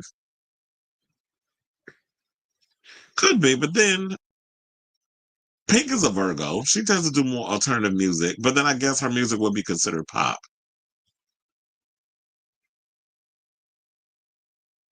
You said Beyonce got 103 certified new titles today by the RIAA. Y'all think there's a little rigor mortis going on with that? Could be. But anyway, excuse me. Okay, so let's get into our final topic because we got some drag news and we got a new drag show coming. And I was like, child, it's about damn time. In the words of there was one post that I saw by here the reason straight men hook up with men. We'll probably do that another time. But so apparently there is a new TV rival coming our way. That's gonna rival Drag Race. And child, I am here for it. And it's gonna be hosted by none other than Murray Hill. Now I'm very familiar with Murray Hill because Murray Hill is a drag king and well known around New York, especially. My friend, oh my God. It's funny. It's like my friend, and I've totally forgot. Daniel Nardicio. What the hell is going on with me today? My friend Daniel Nardicio has worked with Murray Hill a lot over the years, and he is well known around, even when they do drag king stuff, I do refer to people with the he pronouns. Just like when it comes to the drag queens, I refer to them with the she, they pronouns, depending on what they are. But I mostly go with she. He, she, we, Rita and Kathy Lee, as long as you call me. So now, after years of RuPaul's Drag Race alumni begging the show producers to cast a drag king, they've been beaten to it. The first ever drag king reality TV competition is coming in 2025. The show is actually going to be called King of Drag and will stream on LGBTQ plus platform Reverie. So they also said in the following. Now, shout out to Variety for this story because they're the one that spoke of the story. So they said, "I'm so excited to be working with Reverie as the host of King of Drag." Hill told Variety in a statement Monday. Said, "I started performing in 1995, so it's long overdue for the Kings to take center stage. This vibrant community deserves to be in the spotlight, and I'll be their biggest hype man." I can't wait to work with the Kings and introduce them to the biggest audience possible. Thanks to Reverie, that's showbiz. And you want to know something? As a judge, I need to get Landon Sider on there because Landon Sider is someone who won Dragula, and I feel like the only person. I mean, I could be incorrect, but the only show that does drag that I know that have incorporated drag kings on it is Dragula. I don't know if they've had other drag iterations that have included drag kings. I can't remember off the top of my head if that drag competition show that Alaska does has included drag kings in it. But over the years, we've been asking a lot of, even the Drag Race girls have been saying, you need to put drag kings on. You need to put drag kings on, and they won't do it. And that's fine. Ru could do his show however the hell he want to do it. But what I've always said over the years is that instead of y'all continually sitting around begging for World of Wonder and RuPaul to give y'all the opportunity because y'all feel like Drag Race is the biggest platform in the world, which it is, especially if you're going to do drag stuff. Then, I mean, in regards to like drag and competition and stuff, if they're not going to give you the opportunity, then you create the opportunity for yourself. Don't sit around waiting for the opportunity to come your way. If you build it, they will come, as they say. So they said season 1, with 6 episodes premiering in the spring, will feature 8 of America's top drag king performers as they compete for the title of Drag King. Rather than rehash the format of other drag competition shows, the series producers will showcase Drag King's unique talents, including comedy, unconventional performances, and timely commentary on masculinity, which has been part of the Drag King subculture for decades, reads a press release announcing the show. Now, in each episode, we will learn more about the individual King backstory, what motivates them, and what their goals for kinging. And their goals for kinging, sorry. Now, King of Drag is one of the most ambitious original programs we've ever developed, Reverie co-founder and chief content officer Christopher J. Rodriguez had to say. We're going to give the drag competition format a run for its money, honey, and give audiences something fresh and original. And I've always said that, like, when it comes to drag, everything don't need to follow the formula of RuPaul's Drag Race. There are so many ways that you could tell that you could do a competition series. Like I told you, I got an idea for a show for drag and non-drag that I would like to get put out there and develop and all other stuff. And I definitely think it's about damn time, in the words of Lizzo, that we get drag kings on our TV screens where they get their own time to shine. Now, I think also, because I forgot that I need to put up the audition, I do have the audition link on my website, chrisavalon.com. So if y'all want to go over there and click on the link and get it going, I'll put it in the chat so y'all can copy it down if you want to do it on your own time. But yeah, there's the application thingy. If you want to type it in, copy a screenshot or whatever, if you're a drag king, you want to audition. And so it says, like, look, auditions run through January 5th. So you have until January 5th. I wouldn't wait until then, but you have until January 5th where you can apply. And he also said that we are overjoyed to have Murray Hill host the series and introduce a new world to drag to global audiences. His comedy, wit, and experience will be a perfect match for a series that platforms a passionate group of LGBTQ plus community who are blazing their own trails and carving new paths within the entertainment industry. Now, Hill's credits include Drag Me to Dinner, Life and Beth, and Paul Feig's recent comedy Jackpot, starring John Cena and Aquafina. His memoir Showbiz, My Life as a Middle-Aged Man, will be released in 2025.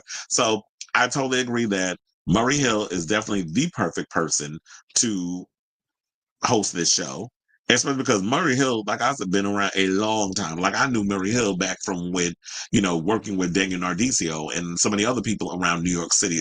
Murray is a prominent figure in New York. And I remember when I used to read the HX and the Next magazine, and Murray would be all up in there, and it always had these specials or shows at Joe's Pub and so many other places. So Murray is definitely the perfect person for this show, and I'm definitely looking forward to see it. Now, I remember isn't there like another drag show that's on Reverie that was like a Spanish show? I can't remember the name of it. I seen like a couple of episodes, but now y'all got me really intrigued where I want to check out Reverie. Child, World of Wonder, you about to get a run for your money. And look, there's plenty of competition. Well, not plenty of competition. There's plenty of there's room for everybody, I guess is the word I'm trying to say. Because we have World of Wonder with all their plethora of shows. We have Reverie on the come up. And then we have Out TV with a lot of their shows where they, the Cock Destroyers were one of them because the other one passed away, unfortunately.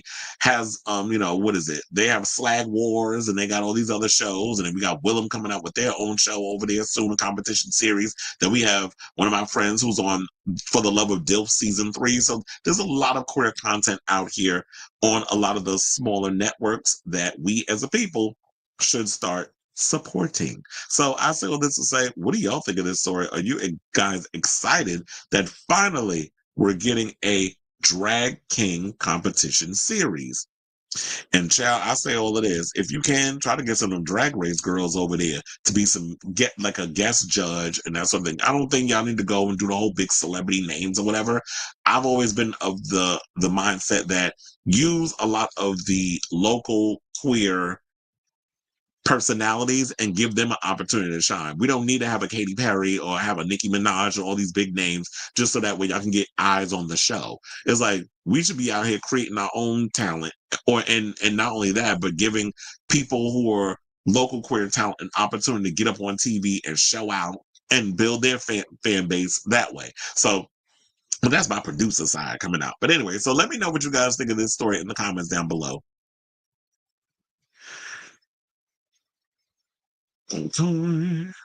J.Lo says these onstage kisses ain't taboo no more. Yeah, they not. It's like once we get it out there in the ether, it's not as controversial. It's not as controversial as it was back in the day. So it was definitely planned to certify all those titles during this time. I would love it if Rue made a guest appearance on that show. Can you imagine? I doubt it. And I'm sure Murray Hill and Rue know each other too. I'm so happy how much representation this will be for the lesbian community. That too, because it's like, yeah, they don't have a voice or a platform where they get to showcase their talent. And I totally forgot to mention too, is like, you know what? Once upon a time, RuPaul's Drag Race was so anti-trans when it came to inviting trans. Well, in the beginning, he was like, when a lot of the girls was coming out as trans on the show, or in the beginning stages when he was on Logo, is that, oh, I invited you on the show because of your talent and stuff. It's not about your gender identity or whatever the case is. But it's like, but then you went and made that comment in The Guardian, which came across as transphobic, when you were trying to equate transgenderism with body enhancements. Like Detox putting all that silicone in her body parts, all throughout her body. Not realizing that years later, she would come out as trans as well. So body modifications and transitioning and gender identity is not the same damn thing. So they dragged her down to the floor with that comment. And then she walked it back, and then we started seeing them overcompensate with the trans girls on there. So there was that. But people seem to forget that in the beginning of drag, trans women were the ones out here that were doing the drag performances and stuff. I remember when I first started going to drag clubs, and of course in New York, it's all about like the feathers and the beads and the gowns and very much, all of that. It was about, being a showgirl. It wasn't all this different type of drag we have now. So I've always seen trans women out there doing drag because that was the way that they made money. They wasn't able to go out and get a job like you can now. If you're trans, you can work and have a regular job. Back in the day, you were either working the stroll or you were in a club making money that way as a drag queen. Yeah, we do need lesbian celebrities. Get Margaret Cho on there. She should be guest number 1. I'm sure she'd love to do it. One of the things I always loved about Margaret Cho was like, yeah, while she does do movies and stuff and stand-up comedy, she's always kept her foot within the queer community. As in, she would always do like the smaller stuff as well as the big tentpole stuff as well. I love body modifications, tats, piercings, What's scarification? Is that like when you put like scars on your body? And I mean, I was big on like body piercings when I was younger. I never did like the tattoo thing, but I did do like the whole body. Is that like when you do Is that the scarification? Why can't I even talk today? Is that like when you like split your tongue and you stretch your earlobe and all that other stuff? I wonder what kind of modifications is that called? I got a lot of friends that do the whole earlobe stretching. I remember I knew somebody that had their tongue split. I was like, I'd be scared to have that happen. I can imagine all the blood that be pouring out your mouth. It's a tribal thing, but they'll pinch needles in your skin to make us. Oh yeah, I think I've seen those too. Okay, so we are at the end of today's show. I want to thank you all for tuning in to the latest episode of Chris Avalon Unfiltered. If you have not already, please do me a solid and hit that like button and that subscribe button. Also, be sure to smash the notification bell so that way you know when we go live with a brand new episode of Chris Avalon Unfiltered. Also, I will be putting timestamps in the show once the live stream is over. But yeah, I got to eat something first before I sit and take the time to do all of that editing in post. So that way, you know, in the description, you can go and see the name of the topics of what time you can click on it. If you don't want to sit through the rambulations that we do on here with me and the people that are watching. I won't be on tomorrow because you already know I've been telling y'all I'm going to be doing the Drag Race season 17 premiere. That's going to be in New York. So yeah, I won't be on. I went earlier to get an outfit. To put together for tomorrow's event. So I'm gearing up to be doing all of that. And I'll be on Thursday. Wait, tomorrow's Wednesday, right? The days is blurring. I think it's because I did a show on Sunday. I can't remember which day it is. So Thursday, I'll come back on and I'll give y'all an inside tea, probably along with some photos of what went down at Drag Race and all the other stuff. So I love y'all for watching. Let me see. Somebody left a comment. No, Zay says, great show, Chris. Can't wait for the next episode. Yeah, I'll be back Thursday. Like I said, I'll talk to y'all about the whole Drag Race thing, along with the other hot topics that I'm going to have cooking up for y'all. So, love y'all for watching. Thank you all for tuning in. And until next time, as in Thursday, ciao, darlings.